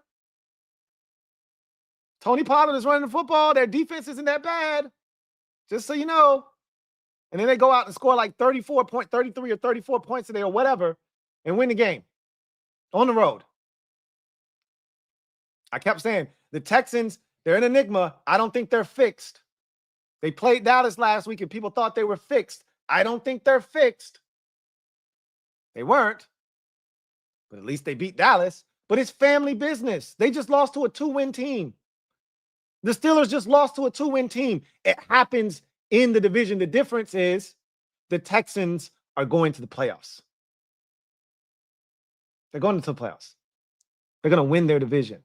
The Steelers are going to the playoffs. The Ravens are going to the playoffs. The question now becomes, are we? I wish I had an answer for you, but it doesn't feel like it right now. We don't feel like a playoff team right now. Lattimore might be back next week, but he doesn't play offense. Last time I checked, doesn't play offense. King of the Bluegrass. Maybe he makes a difference in creating turnovers. I mean, the Cowboys were 2 of 11 on third downs today. It's not like they were lighting us up in the third down category. We had our chances. Again, Lattimore doesn't play offense last time I checked. King of the Bluegrass, thank you for the super chat. Greatly appreciate you. Thank you for being a member of the MOBB, who writes, at this point, I question everything except the legitimacy of JD5. Yeah, I don't question that either. I think it is rational to question everything at this point. I don't think you're wrong for doing that. I don't.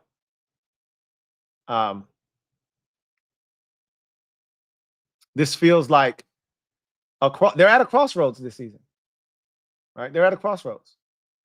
Who do you want to be? I've been, as a fan, I can say that I've been here so many times. All right. I've seen this before. We started 7-1 in 96. We started 6-2 in 2008.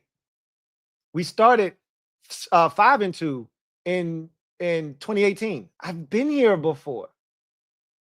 And I've seen it crumble right before my very eyes.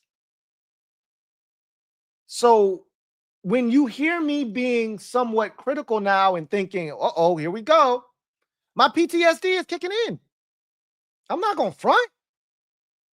But this season was never supposed to be anything but, hey, let's be competitive. It'd be great if we make the playoffs, but let's just make sure we got a quarterback. And then it turned into something so much more. And I started to have expectations.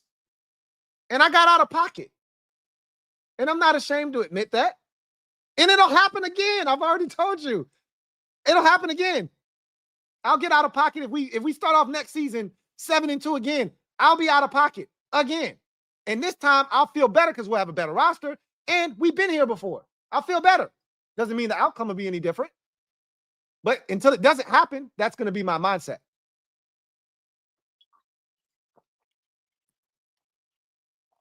But it's okay to question DQ as the head coach. Today was bad. It's okay to question Austin Seibert as the place kicker of the future. He was awful today. It's okay to question the legitimacy of Cliff Kingsbury and whether he can call a full season worth of plays or if he's just a first half of season play caller. That's within reason now. That's a real thing. I don't question this defense because I know who they are and they show me that every week. It's okay to question everything. The only thing you can't question is that JD5 is good. Because he continues to show us that every week, even when he doesn't play well, he gives us a chance. We shouldn't have been in this game at the end. When it was 20-9, the game was over. It was over. But he took us down the field, and he put us in the end zone, and he ran for a 2-point conversion, and then special teams threw up all over themselves repeatedly. Do you realize that after the 20th point the Cowboys scored, they didn't score another point on offense the rest of the game? Do you realize that? They ended up with 34 points after scoring a touchdown with about 6 minutes to go in the game to go up 20. Do you realize they didn't score another point on offense? Do you realize that? And yet JD5 brought us back not once, but twice. And our coach bitched up and didn't go for 2. And our kicker who had an awful day, missed the kick, and our long snapper, who's been excellent all season long, had his worst snap of the season. Yeah, all of that shit transpired.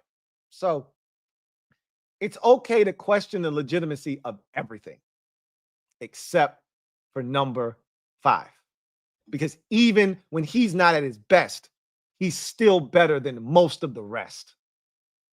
You understand what I'm saying? He didn't play well today, right? He didn't play well today. We can all agree that he didn't play well today.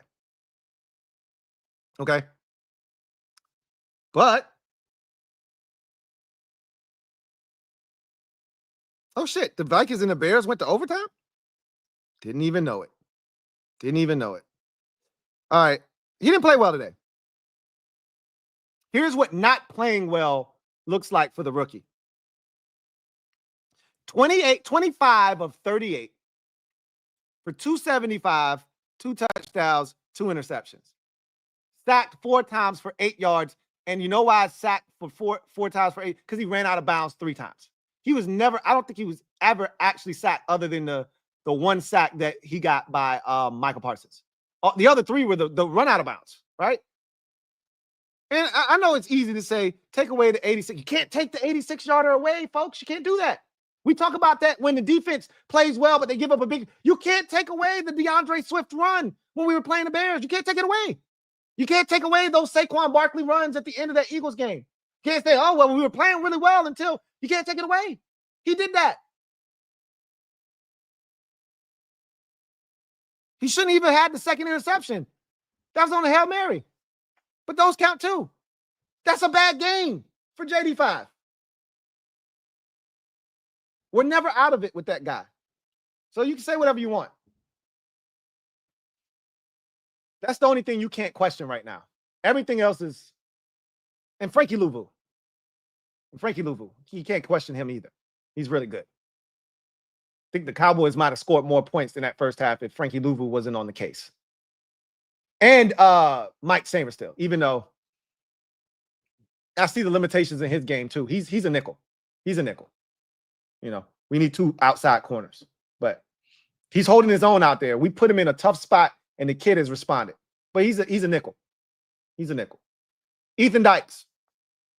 Thank you for the super chat. Greatly appreciate you. Ethan writes, can we talk about how the D always gives it up in the fourth? I talk about it all the time. So I don't really need to go down that road again. I've talked about it every single week we're sitting here talking. Don't rely on the defense for anything in the fourth quarter. So why the differential is so big in the fourth quarter? I didn't realize it was as bad as it was, but we watched the games. We should know. The reason the differential is what it is in the fourth quarter is because our defense has no ability to stand tall when we need them the most. We lack that game-changing pass rusher. We lack the ability at the cornerback position to make a play. Maybe Marshawn Lattimore will give us some of that. But we don't have any game changers on the defensive side. When it's closing time, we don't have a closer. We don't have somebody that affects the game, that allows you to get aggressive.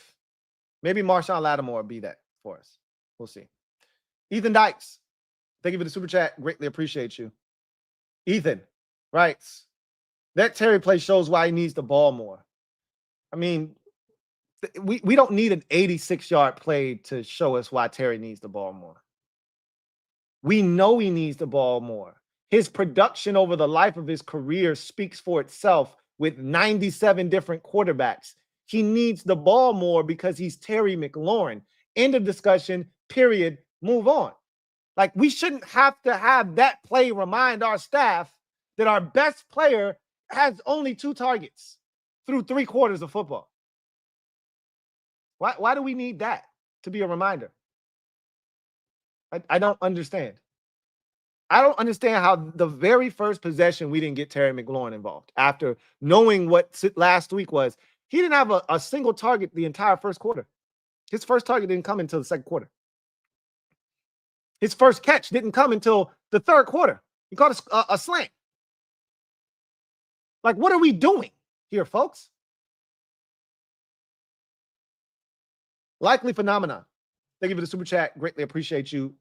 LP writes, Your team is a playoff contending team. My Lions went 13-3-1 in year one of DC and Brad Holmes' era. Y'all are one offseason away or two from contention. Hashtag Louie Tee Live. I appreciate the kind words, but we're not y'all. As much as I would love us to be, our head coach doesn't have that same mindset as yours does. And you have your play caller is one of a kind, which is why I wanted him here in Washington. Not necessarily as a head coach, though. I still don't think he's an alpha, but he's a hell of a play caller. You say whatever you want about him, not necessarily being a leader of men and being, an introvert and all of that shit, which I think he is. He's a hell of a play caller. And y'all just have a toughness and a grit that and maybe we'll get that down the road, but we just don't have that. We're not y'all. As much as I would love to be y'all, we're not. Now, I still trust my guy over your guy. Like, I still don't trust Jared Goff. But you guys are a well-oiled machine. Well-oiled machine. And the biggest difference is we could see y'all coming. And y'all always played y'all best football at the end of the season. So you could see where it was going. We're going in the wrong direction. Still time to change it, but it doesn't feel like it's changing right now. Malachi Malik, thank you for the super chat. Greatly appreciate you. Malachi Malik writes, I think it's safe to say St. Juice will be benched for Lattimore. Can't take it anymore, bro. Oh, yeah. I think that was decided against the Eagles last week. Once he got hurt and they were able to put Michael Davis in there, you could see where Juice stinks. And we all knew that. And I liken him, Benjamin St. Juice, to what was the name of the corner we had from Clemson? Bashad Breeland. I liken him to Bashad Breeland. Remember when we traded for Josh Norman? Bashad Breeland went from a borderline 1 to a 2 to a dude that we couldn't even afford to have on the field. He was awful. That's what happened to Benjamin St. Juice. Remember 2022 when we played the Vikings, how good we felt about him, even though, Justin Jefferson had some yards in that game and had a big catch late, but he went toe-to-toe with Jefferson and we felt good about it. He's lost his confidence. He's not a good corner because he's lost his confidence. I think that's a foregone conclusion. They're going to bench him. GT7. Thank you for the super chat. Greatly appreciate you. Double up. Thank you for doubling up. Who writes, if DQ doesn't figure it out, a loss like this ruins a locker room. Atlanta DQ has landed. Poor decision making. The Atlanta DQ couldn't hold leads, right? That was his biggest issue there. What will Washington DQ look like? Because he was very conservative today. And I don't like this version of DQ. I like the DQ that I saw last week. Go for it on 4th and 2. To hell with what everybody thinks he should have done. That's the right move. Be aggressive. Always err on the side of aggressiveness. Let the bitch-ass fans and talking heads debate on whether you made the right decision. I'd rather you do that than us go out here meekly into the night kicking a field goal and missing that bitch. I wanted to put Dallas's dick in the dirt. You ain't doing that by kicking field goals. You want to jump these boys. Like, if we were to go for it there and ultimately score a touchdown and go up 10-0, do you know how close you are to putting these boys to sleep? I'll tell you this, a field goal ain't doing that. Ain't gonna do that. Because if they score a touchdown on the next possession, they take the lead. You score a touchdown, and now they start to have that self-doubt creep in, like, here we go again. Again, you were supposed to treat them like the 3-7, 5 straight losses team that they were. And you treated them like they were 7-3, and they had Dak Prescott at quarterback, and we were in for a dogfight.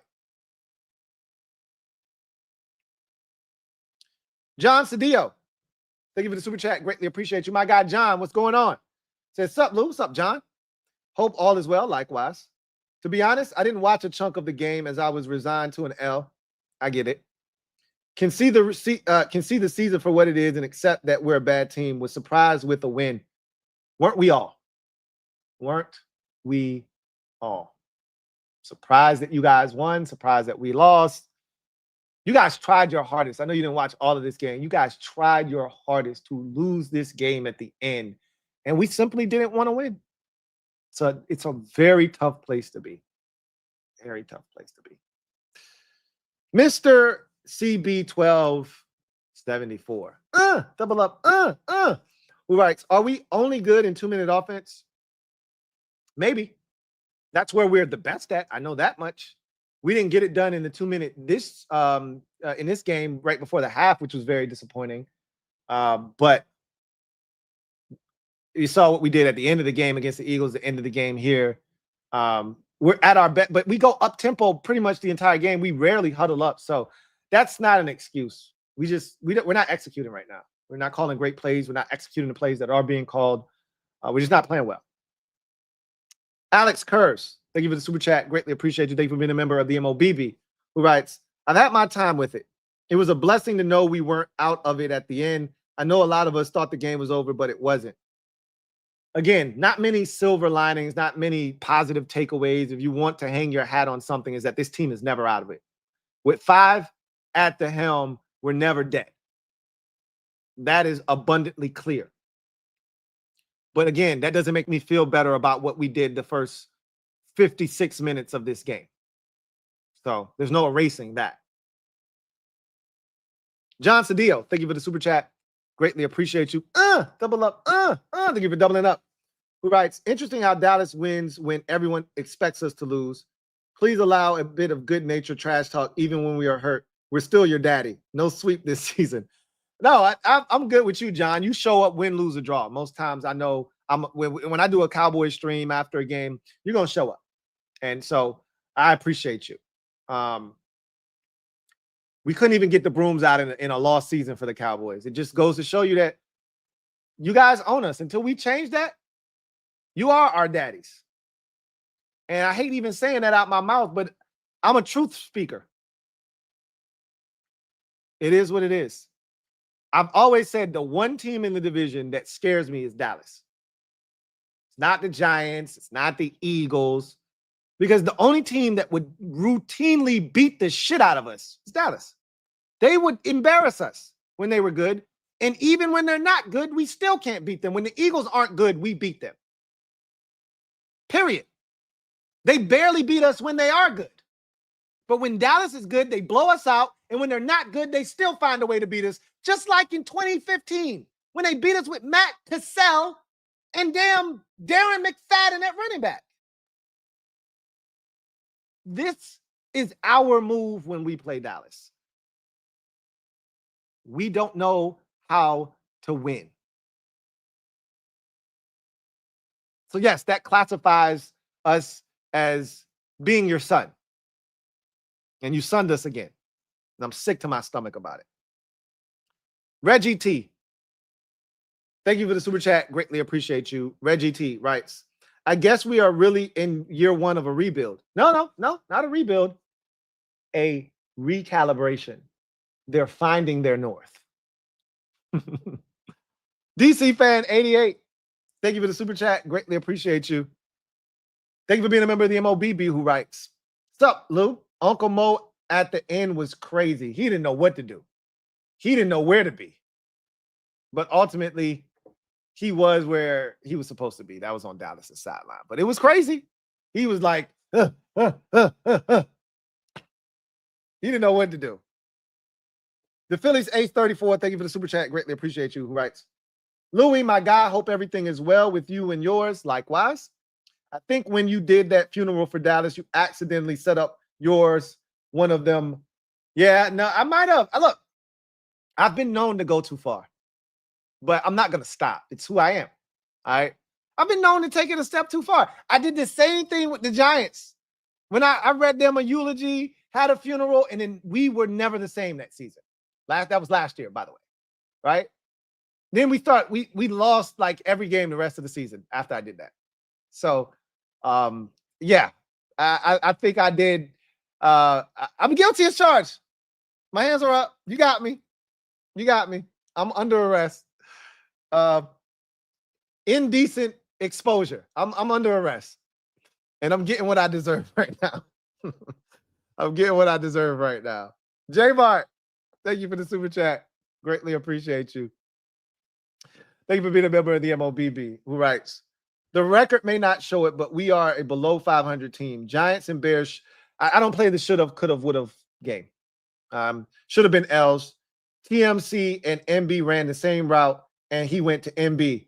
I saw the play that you're talking about. They ran a mirror concept. They ran two curls. One was wide open and the other wasn't.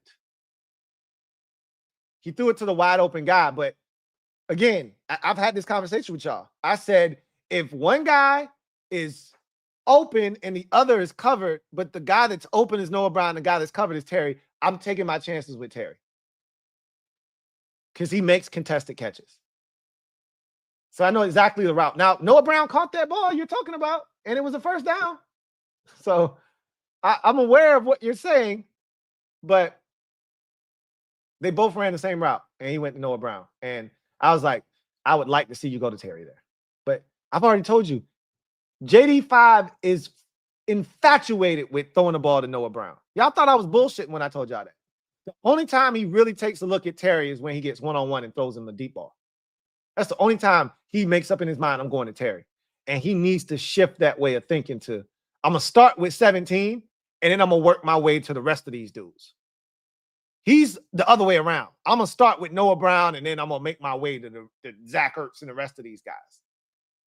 That's not the way you should be thinking, young fella. Tony, thank you for the super chat. Greatly appreciate you. Tony writes, the tape is out on Jada now. Good coaches make adjustments. Where are the adjustments? That's the problem I have with Cliff Kingsbury right now, is you want people to stop saying that you collapse in the second half of seasons. Make the adjustments. He hasn't made the adjustments. The reality is we are a few players away, and Adam we trust. That's where it starts with Chef P. We got to allow him to cook up, right? And you know what? The Lattimore deal might actually, benefit us. He might take it away. He might allow us to get more aggressive on defense, which creates turnovers, better field position for the offense, et cetera, et cetera. We'll see. But right now, what I can tell you is there's not enough talent, but the talent that we do have, we're no longer maximizing it. We were earlier in the season.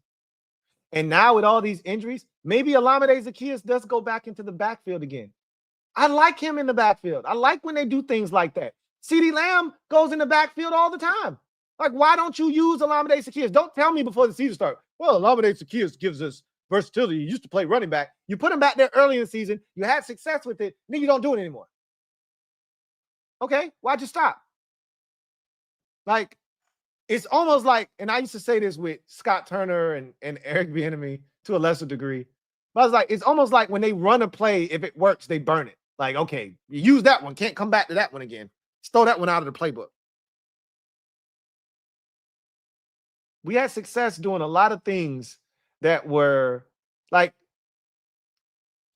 I don't care about people talking about, oh, he threw the ball horizontal a bunch. Okay, it was working. And it loosened up the defense. And it allowed us to take shots down the field. So do it. What happened to the short pass game? Everything seems like it's so damn far down the field now. All of a sudden. I talked about this all week. Everything's 15 back to 12, 12 back to 10. Everything's, 12-yard out. Everything's a 15-yard dig route. Like, goddamn, can you not run a 5-yard route anymore? Are those not allowed in offense?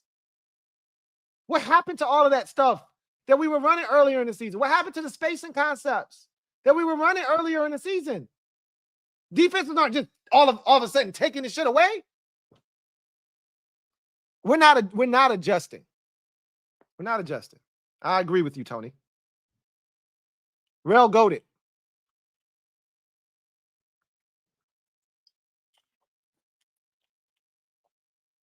Thank you for the super chat. Greatly appreciate you. Who writes, I thought DQ was Dan Campbell 2.0. He talks like it.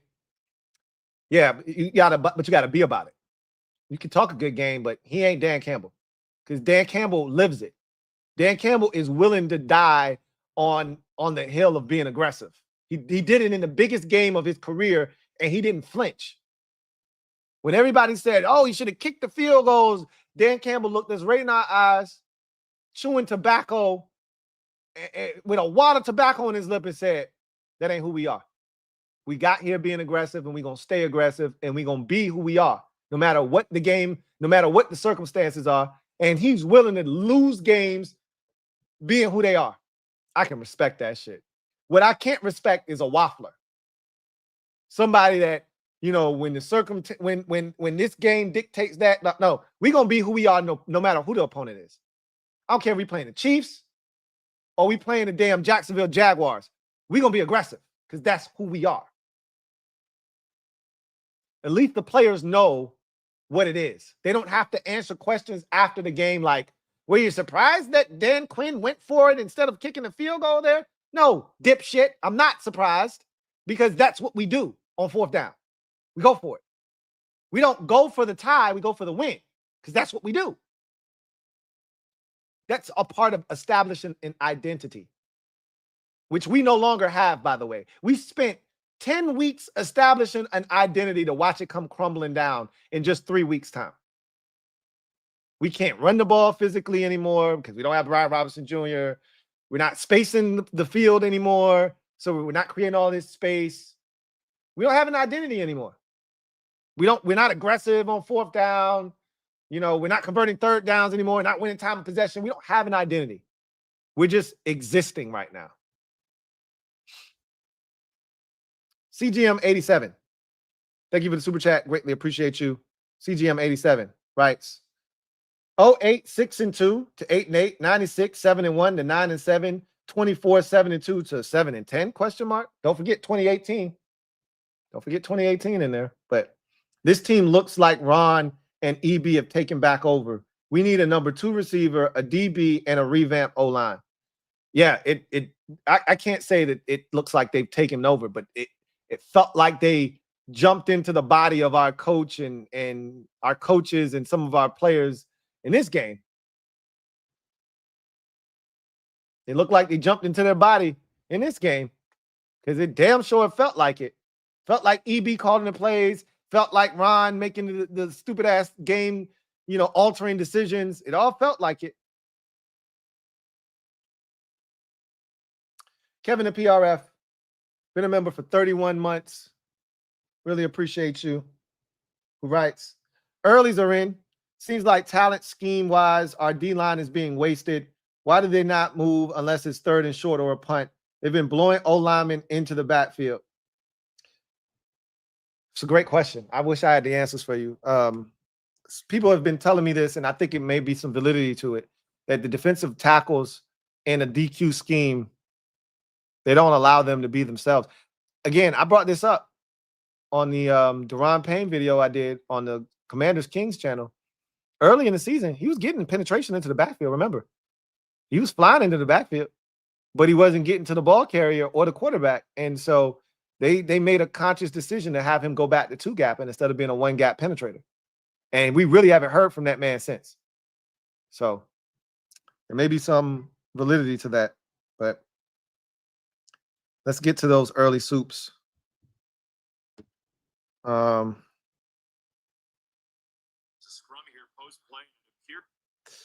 Let's see what we got.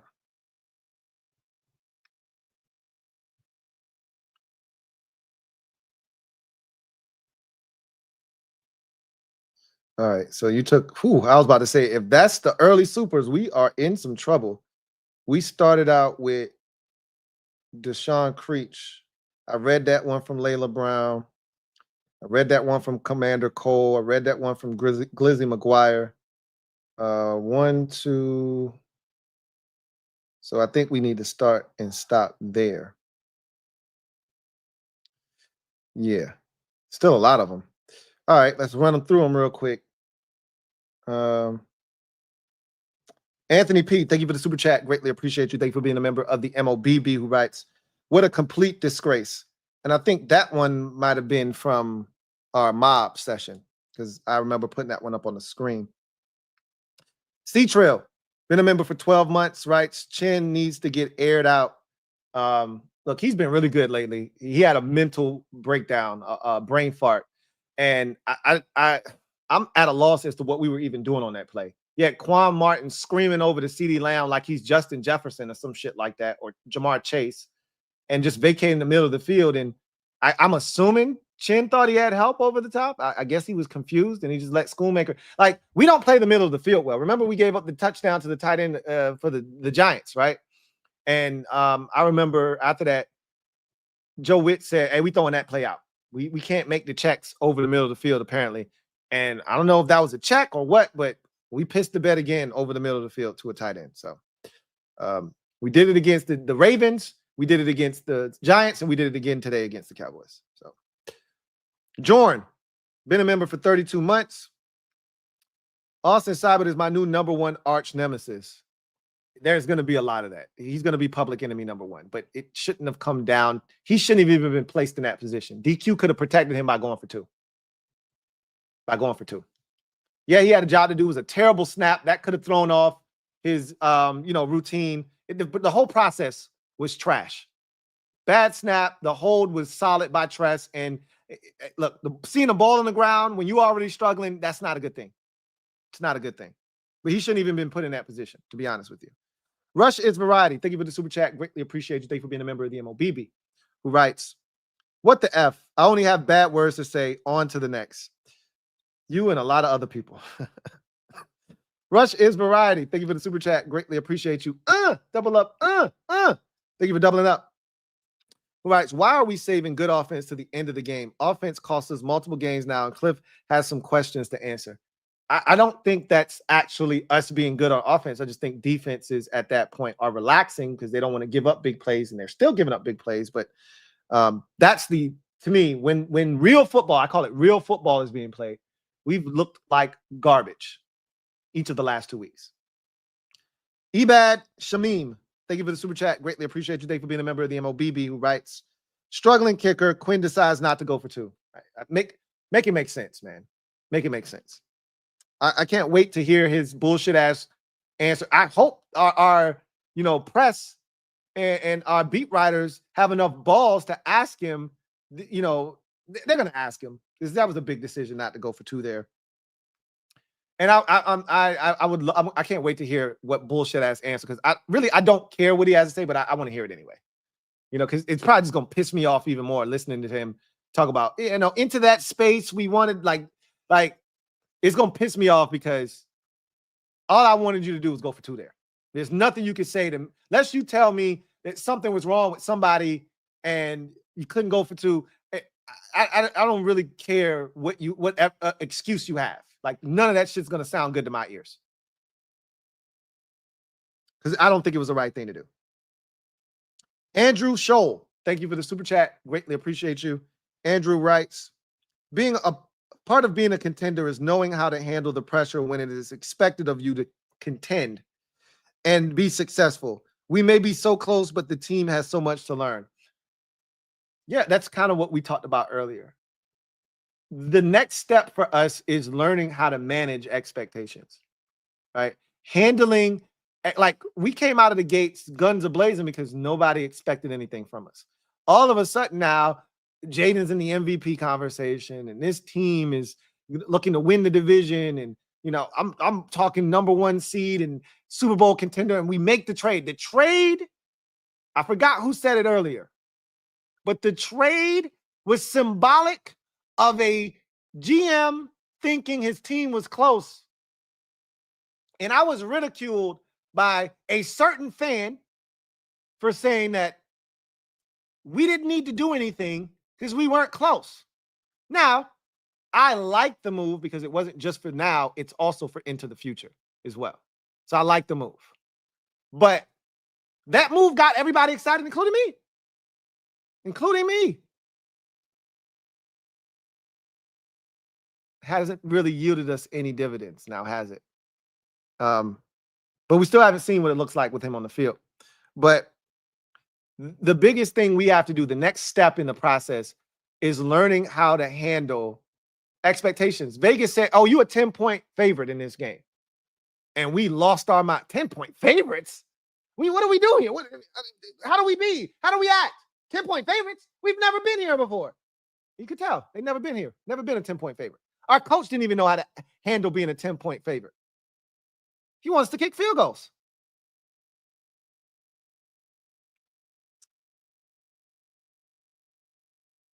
Hidden Ninja. Thank you for the super chat. Greatly appreciate you. Imagine getting timed out for calling these Bummander fans for all of their Super Bowl talking. Because you probably was trolling. You probably was spamming. I've read one of your super chats. This is your second one. You were probably spamming, is my guess. Command the room. Thank you for the super chat. Greatly appreciate you. Cyber and DQ need to weave a quilt together. It was a rough go of it for both of them. War V, thank you for the super chat. Greatly appreciate you. Writes, a letter from management. Commanders have been demoted to janitorial duties until further notice. Yeah. This week we on the mop. Next week we on fries. Sad state of affairs, man. We was just the managers 3 weeks ago. Sad state of affairs indeed. Anyway, thanks for that, Kevin, the PRF. Really appreciate you. Let's go ahead and go inside the odds real quick. Brought to you by BetUS. Inside the odds.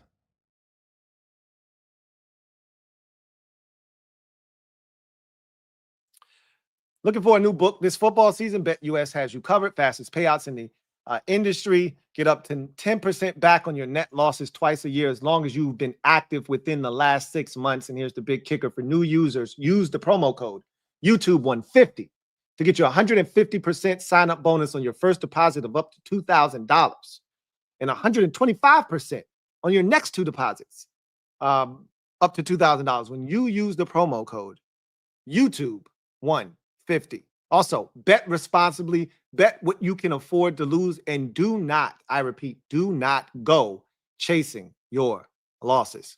So this is your triple threat prop bet for the Commanders in this game. Jaden Daniels over 224.5 yards passing. I would have taken the over. He should have been under.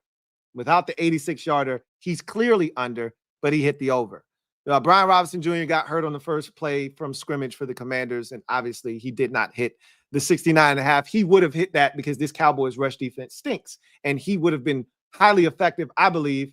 And you know, that's a big part of why we've struggled. We haven't been whole. Either Robinson's out or Jaden is hurt. We haven't been a whole. Like, we're not good enough to be missing key cogs in our offense. And Brian Robinson is a key cog in our offense. And then McLaurin would have been under on the 57.5. I would have taken the over, just thinking the Cowboys stink in the secondary. And I don't care that Deron Bland is back. There was no Trayvon Diggs. I expected him to eat and eat well, especially coming off of the game last week where he was a non-factor. I just expected them to force feed him the football. Boy, was I wrong. But he still ended up over 100 yards in the game on that 86-yarder. But they got to get their shit together, man. It's just not good enough. Period. Point blank. End of discussion. Big shout out to BetUS for sponsoring this stream. CGM87. Thank you for the super chat. Greatly appreciate you. Who writes, also need a power bat when B-Rob is out in free agency. I agree. I mean, they got Chris Rodriguez. They like him. They don't love him, clearly. I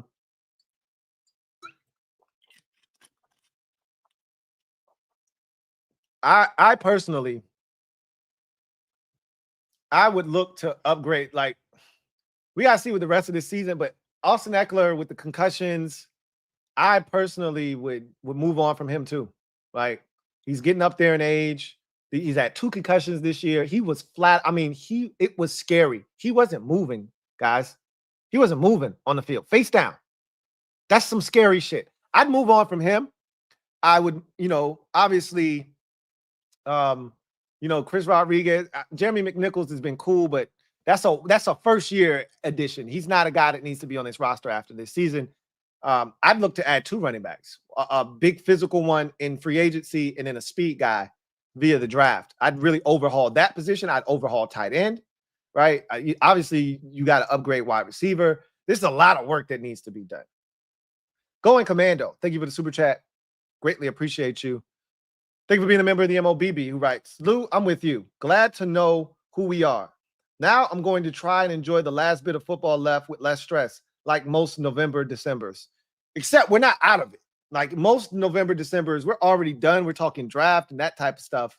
We're not out of it, but at least you just relax. Like now, I'm not going to put any undue pressure on this team, nor myself, to go out and talk trash to other fan bases about what this team is or isn't going to do. Now I know who we are. I'm going to just sit back and just enjoy the rest of the season. What happens, happens. Right? That's it. That's it. Just enjoy the season.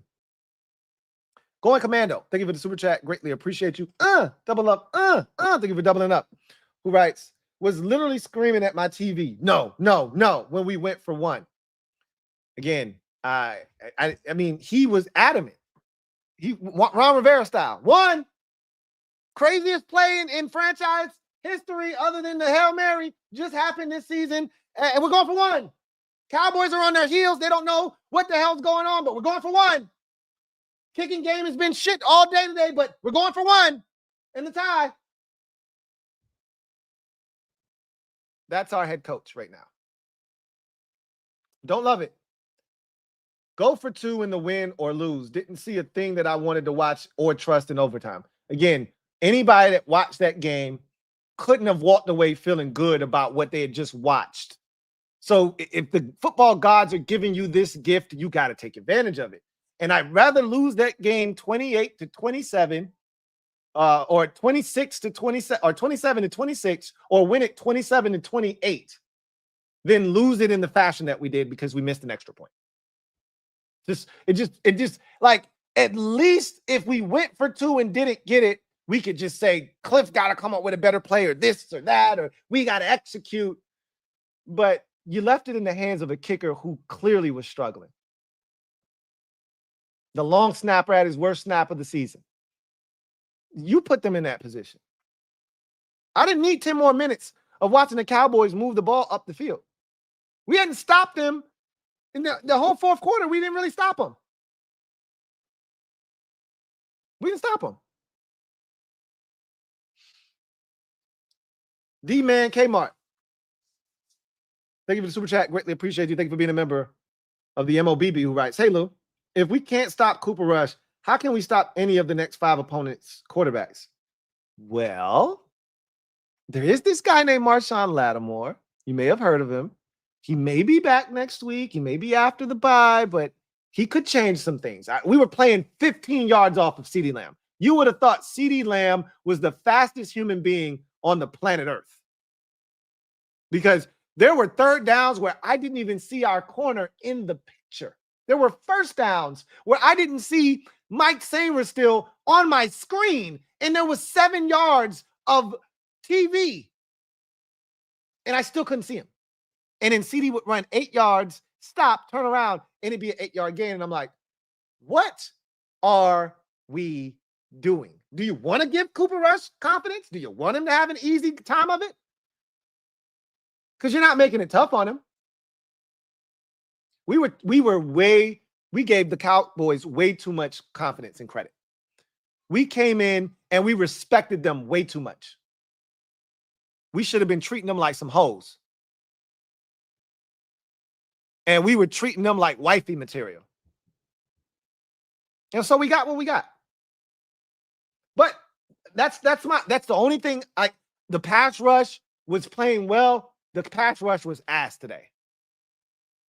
I got nothing for you, bro. I wish I had more. I don't know how you're gonna stop Will Levis next week. I don't know how you're gonna stop Derek Carr, and I don't know how you're gonna stop Kirk Cousins and Jalen Hurts. I don't know. I wish I had an answer for you. The only thing I'm hanging on to is Marshawn Lattimore to the rescue. That's all I got. That's all I got. CMG 87. Thank you for the super chat. Greatly appreciate you. Double up. Thank you for doubling up. Who writes, I'm trying to be chill, Lou, because what I wanted to write would get both of us kicked off YouTube. If this collapses, what changes made to the coaches? I don't really see this staff changing all that much. Like, This is who they are. And I'm not upset at the staff right now. We're 12 games in year one of a rebuild of a roster that was terrible when they inherited it. I'm not upset at this staff. They're making the most of what they got. Am I disappointed in Cliff Kingsbury's inability to, get the ball to our best player on offense? Hell yeah. But am I upset that the offense is going to shit because we're not adjusting to the personnel that we have, that we knew we had? Like this, we didn't just get sprung up with this. This was the talent we had. The biggest difference is now you don't have Brian Robinson Jr. and we haven't had him. And I don't think it's a coincidence that the offenses look like trash and we haven't had Brian Robinson Jr. I don't think that's an accident. Because even though the offense didn't look good last week, we ran the ball. I was confident in what we were doing. I didn't think it was great play calling, but the execution wasn't great last week either. But Jaden looked scared last week. He didn't look scared today.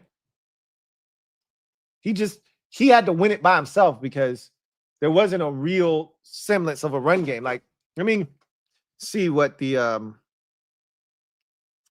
run game actually did for the Commanders. This is what this is what frustrates me. We'll still be top, whatever in the run game because we rushed for 145 yards today.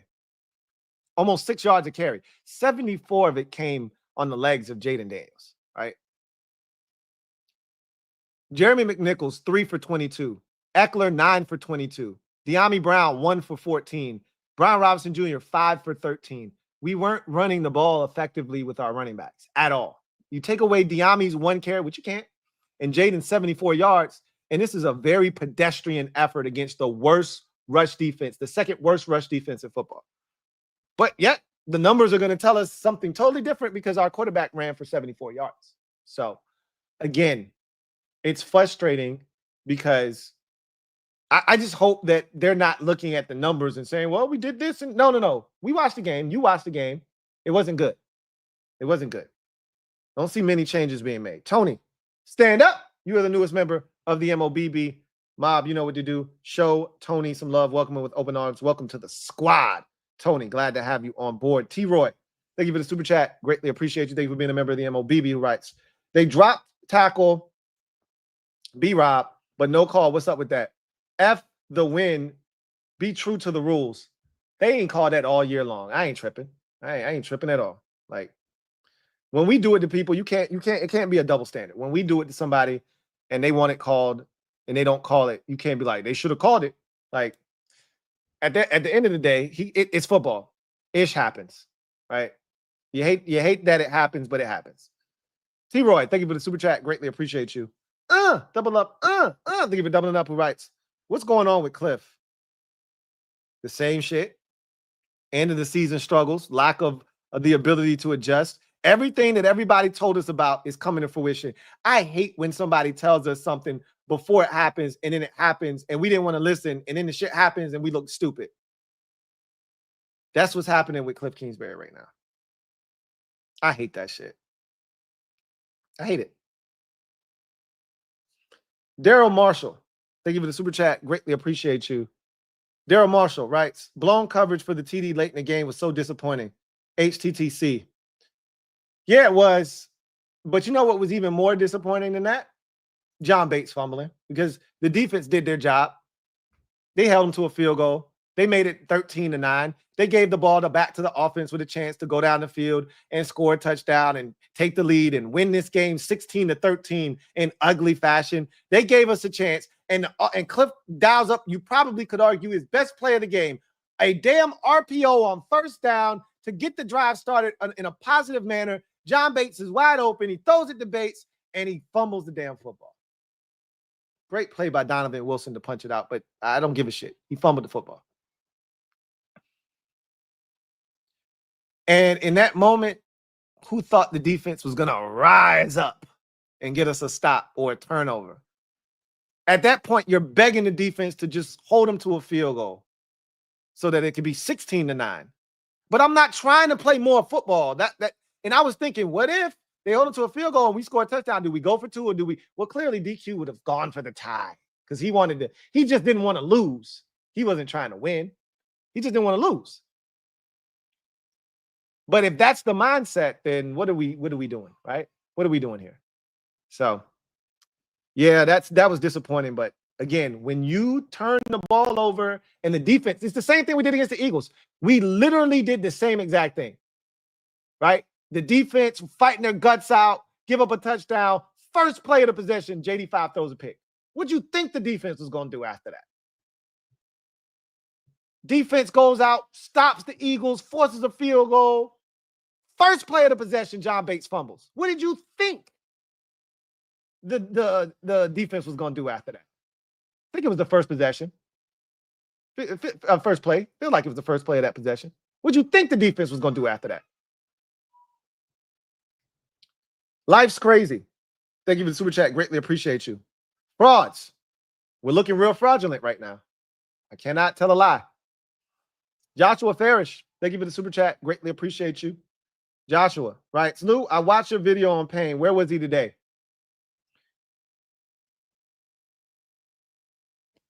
He got a sack, right? That's all I'm going to say to that. He got a sack. D-Man Kmart. Thank you for the super chat. Greatly appreciate you. Double up. Thank you for doubling up. Who writes? The Titans game will not be a walk in the park. Right now, the Titans game is a loss until otherwise notified. Walk in the park? We passed that stage, my friend. Ain't no walk in the parks for this team no more. Wilfredo Elias, thank you for the super chat. Greatly appreciate you. Thank you for being a member of the MOBB. Who writes, it just doesn't make sense to me, Lou. You preach it to the choir. I was talking about revenge and all kinds of shit this week. Let's just cover the spread. That'll get us revenge. I wish I had answers for you, man. Dime 10-1. Thank you for the super chat. Greatly appreciate you. Or thank you for being a member for 2 months. Who writes, Senate was a yak monster in college. Well, you see what they think of him. You see what they think of him. So I don't make the rules up. You see how they're utilizing him. You telling me he's not a better athlete than John Bates? They can't put him in that position where Bates is. You don't want to elevate him over Zach Ertz in the pass offense? Fine. You're telling me he's not a better pass catcher, athlete, ball in his hands after the catch than John Bates? You throwing tight end screens to John. You already see what it is. Don't tell me he's a rookie and he can't jump in there and run the shit. You telling me he can't run a tight end screen? Instead of you throwing that shit to John Bates? Like, you're right. Lucky Chuck. Thank you for the super chat. Greatly appreciate you. Lucky Chuck writes, it's not over yet, but it looks disturbing. It does indeed. Wayne Pratt. Thank you for the super chat. Greatly appreciate you. Christopher McLaughlin. My guy, Chris. Thank you for the super chat. Greatly appreciate you. Thank you for being a member of the MOBB. My guy, C-Mac writes, hey, Lou. Hope all is well with you and the family. Likewise, Chris. This game shows we have not arrived. I would have gone for 2 after the Terry TD with the kicker issues today. Thoughts? Question, how can we not have been prepared for the blitz today? I've already answered the Terry thing. I've already talked about that ad nauseum, so I don't need to go over that. But as far as the blitz package today, sometimes I struggle with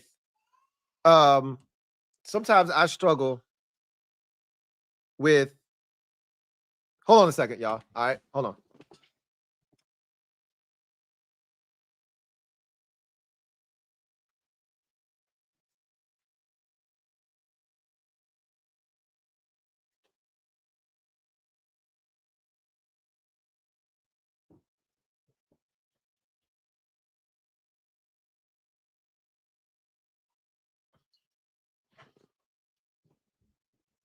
All right. I would have thought that they would have been more prepared for the blitz. Personally, I knew it was coming. I talked about it in the keys to the game. I talked about it leading up this week. It's the same thing I did last year when I talked about Eric Bieniemy. And I don't think we were as like last year, we were incapable of running offense against the blitz. Like he clearly, he had never seen blitz before. That's not how I felt today. We picked up the blitz a lot of times. He had time in the pocket. I didn't love the route combination. I can't wait to watch the film, but like somebody said earlier, like I was at the game, receivers weren't open. I don't love the route combinations. I don't love the spacing. I don't love the distribution. I don't love like the formational setups. Like you should be running bunches and stacks so you can't get jammed at the line of scrimmage. So you're creating confusion amongst the coverage. We're not doing any of that stuff. We're just lining up, right? What happened to all those motions that we normally see? Guys going in motion, backfield, pivoting, running across. We didn't see any of that shit today. None of it. Like, it's like he just forgot. Like, it's almost like he just went back to like day one basic fundamental shit instead of getting creative and giving the defense stuff to have to consider. He's stripping the offense down to its bare essentials, and that's not where we are right now. That's not where we are as a team. We need the creativity. We're lacking in talent, so you can't just line up against somebody and say, our guys are good enough to beat your guys. We ain't got that kind of talent. So you got to trick them. And he just trying to line up with basic shit right now. You know, running back offset in the gun, 2 receivers on this side, 1 receiver over here, tight end flexed out, and that's the shit we running. And it ain't working. It ain't working. I was disappointed because I thought there would be more slants, more quick hitters. Like early in the game, for instance, I'll give you a great example. You say, how weren't we more prepared for the blitz? Early in the game, they were coming after JD5, and they were on his ass. And I'm like, where's the wide receiver screen to chill that shit out?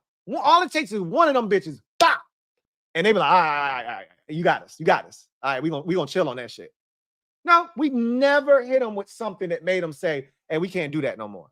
That Terry deep ball that he threw, had he hit that, and that wasn't a good ball from JD5. That shit led Terry out of bounds.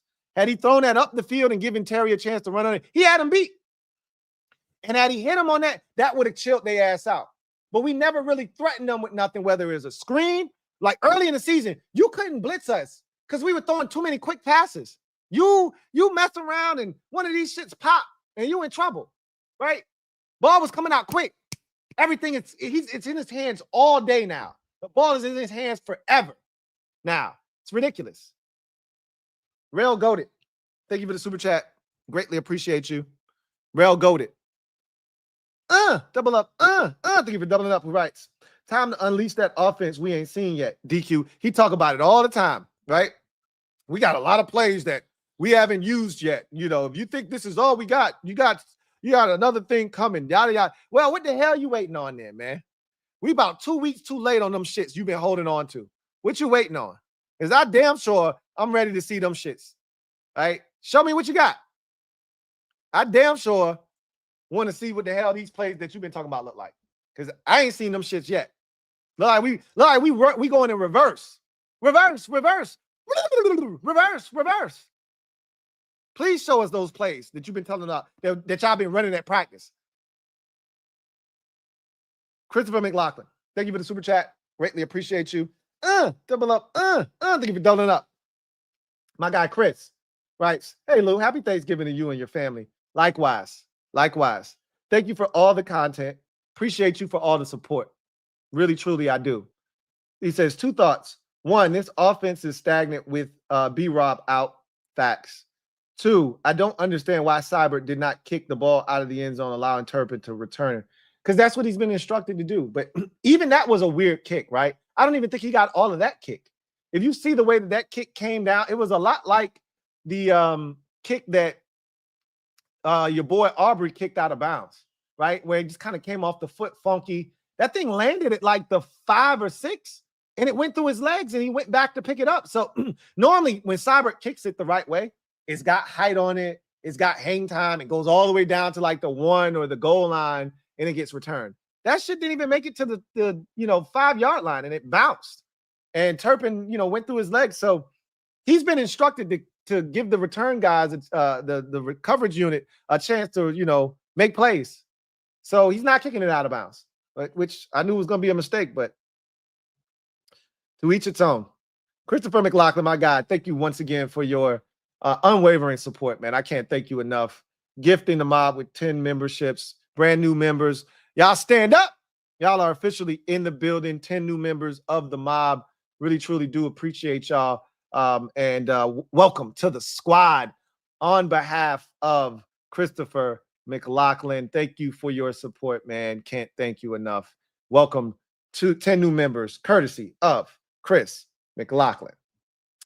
Wilfredo Elias, thank you for the super chat. Greatly appreciate you. Double up. Thank you for doubling up. Wilfredo writes, I don't know, Lou. It felt like this O was spreading the ball more early. Now it feels like Ertz. If it's not Ertz, it's Noah B more times than not with the sprinkles of 17. That's exactly what it is.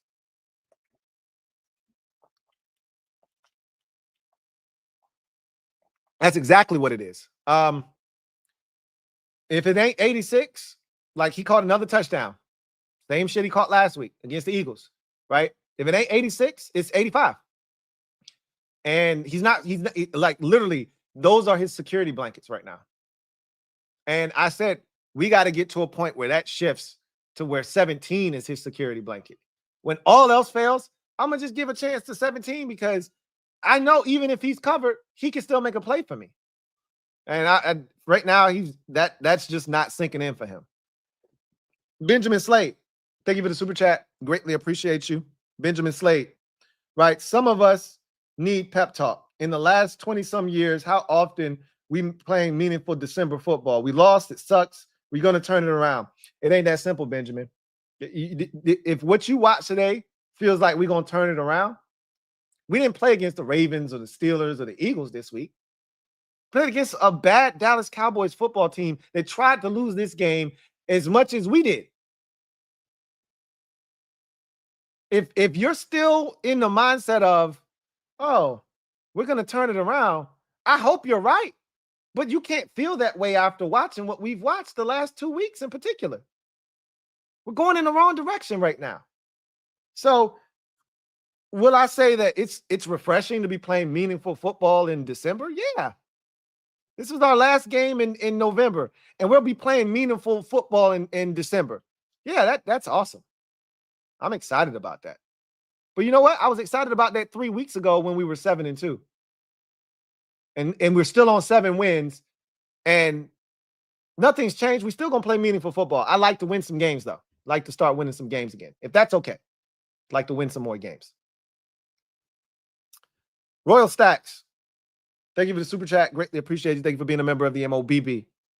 Who writes, it feels like we died to Pittsburgh the same way Chicago died when we beat them. I don't know.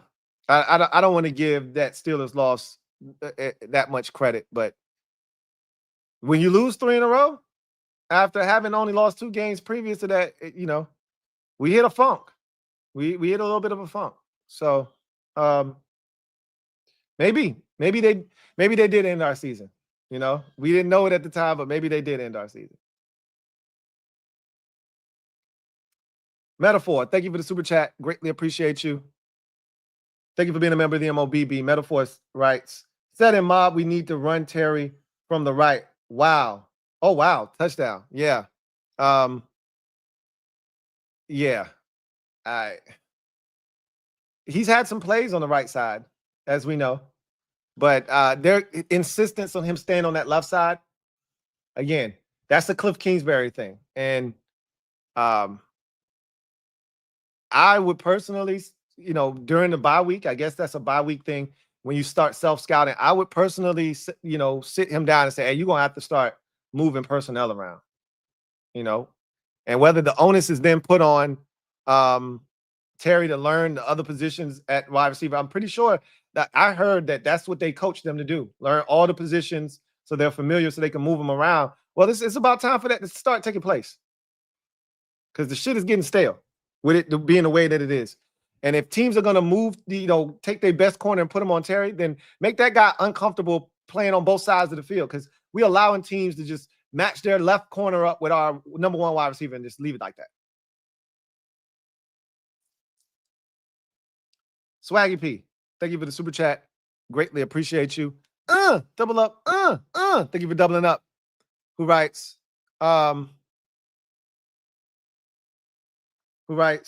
one win can change this season. Gotta have faith. It can, but gotta get it first. You gotta win a game. I talked about this last week. 1 loss feels like 5. 2 feels like 15. 3, when you lose, again, it was easy to explain when you say, hey, look, man, we ain't at that level yet. We ain't ready to play with the Eagles and the Steelers and the Ravens. You can convince yourself of that. You just lost to a 3-7 Cowboys team that had lost 5 games in a row and had 2 of their best players out of this game. No Brandon Cooks. You lost to a – don't fumble that ball. You just lost to a bad Cowboys team. I got nothing for you. I don't. I wish I did, but I don't. Hard to have faith when you watching the shit we watching right now. Hard to have faith. Those guys in the locker room need to have faith. That's what needs to happen. They need to have faith. But as a fan, we ain't got none right now. Not many of us, at least. Benzo, thank you for the super chat. Greatly appreciate you. Benzo writes, our assistants can't be losing the rush. You're demoted. Hey, we in the management trainee program. We're not an assistant. We're in the program. We're learning to be managers. We're not there yet. So, you know, you got to keep working with us. You got to keep showing us how to do it. Joe Rockhead, thank you for the super chat. Greatly appreciate you. Thank you for being a member of the MOBB. Joe Rockhead writes, I had a bad feeling about this game, but refused to speak on it. Trying to fight the PTSD. Nevertheless, as usual, I expect the all-22 to reveal the real. I don't really know what to expect from the all-22s this week. Last week, we were on a fact-finding mission. Was Terry shut down? Were the Eagles playing man-to-man? And we found out the truth, right? This week, I don't really know what to expect when I watch the film. I think I'm going to see a lot of deep routes.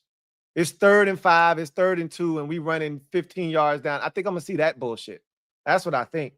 But I don't know that for a fact. I got to watch the film and obviously see what the hell's going on. But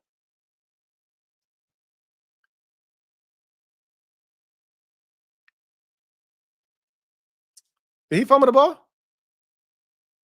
Eagles say they got it. His ass been fumbling too. So let's see.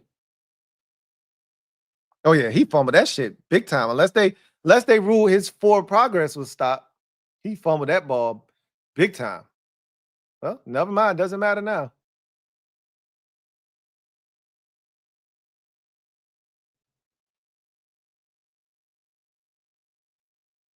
He threw the challenge flag. Did they rule? What kind of amateur hour is this?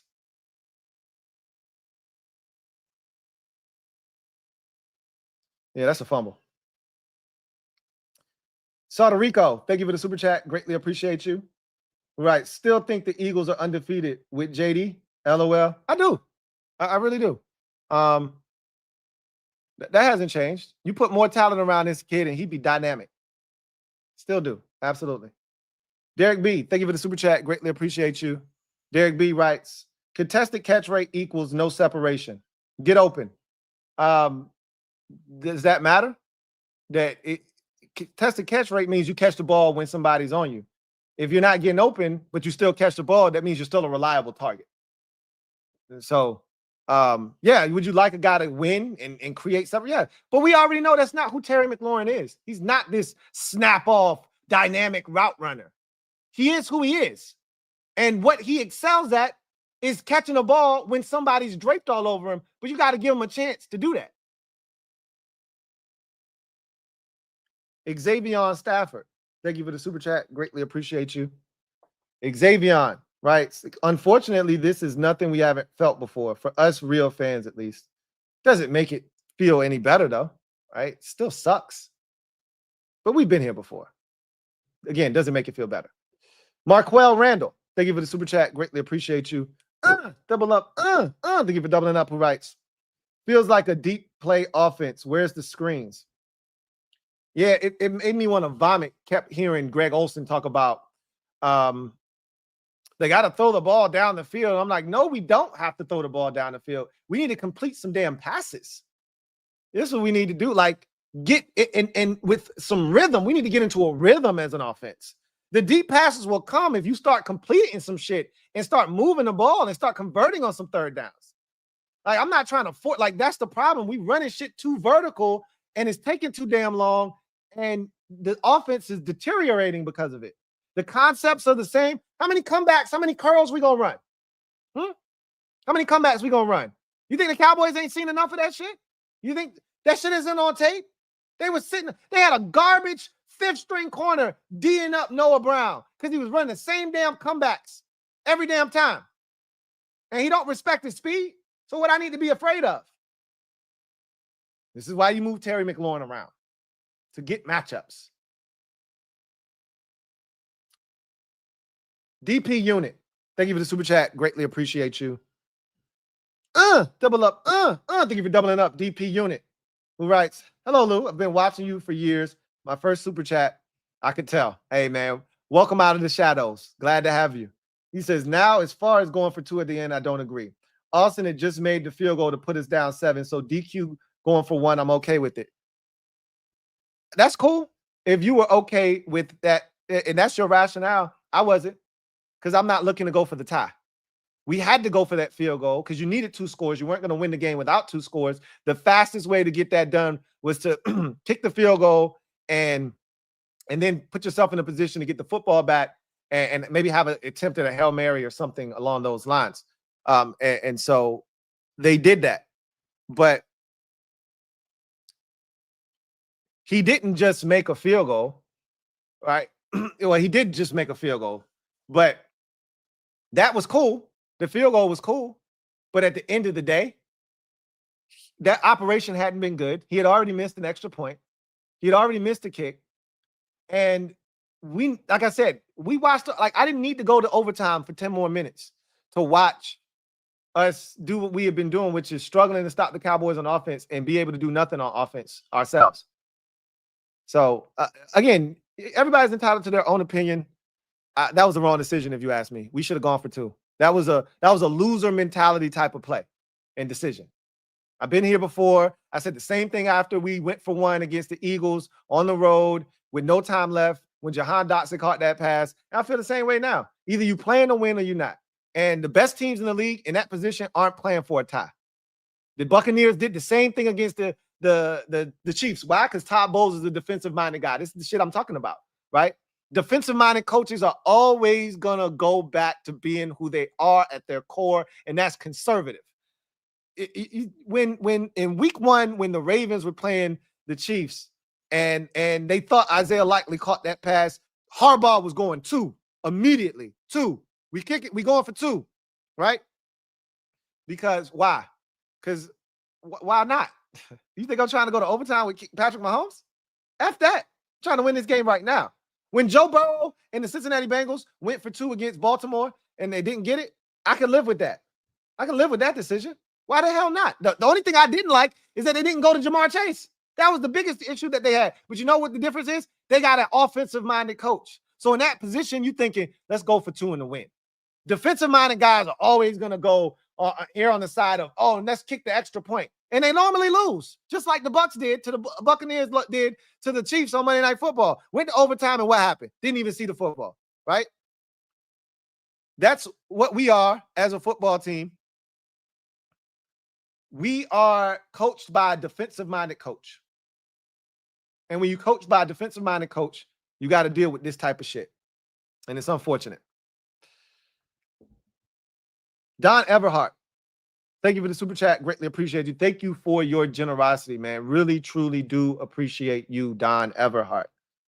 Don writes, happy Thanksgiving, Lou, to you and yours. Likewise, Don, man. Likewise. It would have been a lot better of a Thanksgiving had we won this game, but alas, here we are. But still, nonetheless, happy to be here and happy to have subscribers like you, man. Really appreciate you, Don. Happy Thanksgiving to you and yours. Hawks Commanders, thank you for the super chat. Greatly appreciate you. Hawks Commanders, thank you for being a member of the MOBB writes. We are a 5-7 team posing as a 7-5 team. You can say that. You know, somebody earlier brought up we could have lost. I don't do the hypothetical thing, you know, but we could have lost to the Giants and the Bears, and we won those games. We are who we are. You are who your record says you are. We're a 7-5 team. I'm going to just leave it at that. Logan, thank you for the super chat. Greatly appreciate you. Logan writes, the offense sucks. Cliff can't hide the deficiencies. That's a fair assessment as well. Like, we are who we are on the defensive side of the football. And or offensive side, excuse me. And until we somehow change that, and it's going to start with Cliff Kingsbury having to make an adjustment. Until he's willing to make the adjustment, we are who we are, and we got what we got, and we just got to deal with it. Period. End of discussion. So, anyway, I digress. That is the last super chat. So I'm going to get out of here. I'll be back for Sunday Night Football. Eagles should destroy the Rams, which, you know what? Actually helps us. Now we fully have to turn our attention. I was actually hoping for a Rams victory because I thought, silly me, I thought we could have a chance in the division still somehow, right? Silly me. Divisions are for real winners, real organizations. Silly me. Tricks are for kids, right? Silly me. Divisions are for real organizations. We ain't there yet. So now we actually need the Eagles to beat the Rams because we're trying to hold on to the damn wild card, the final wild card spot, like we clutching our damn pearls, like a female clutches pearls. Shit's ridiculous. So, that's our life now, our existence. We went from trying to win the division, and now we got to start scoreboard watching and see who's coming up from behind and try to take some shit from us. Sad existence, but that's where we are. The whole NFC West right on our ass, pretty much. The Bucks are coming. Yeah. Sucks to be us right now, but could be worse. We could be the Giants. We could be the Cowboys. We could be talking about next year's draft, and we're not. But I wanted so much more for us than this shit right here. Anyway, that's going to do it for me, your man Louie T, here on Command Post-Game Live. Commanders lose to the Dallas Cowboys 34-26. Dropped to 7-5, 3 straight losses on the season. We look like a shell of ourselves. What a comical finish to this game it was. Oh. I'm so disappointed. I really am. Anyway, give a quick shout out to BetUS for sponsoring this stream. Use the promo code YouTube150 to get you 150% sign-up bonus on your first deposit of up to $2,000 and 125% sign-up bonus on your next 2 deposits of up to $2,000 when you use the promo code YouTube150. Until next time, I'm your man Louie T, signing off. This one sucks. See you guys next time. God bless. Good night.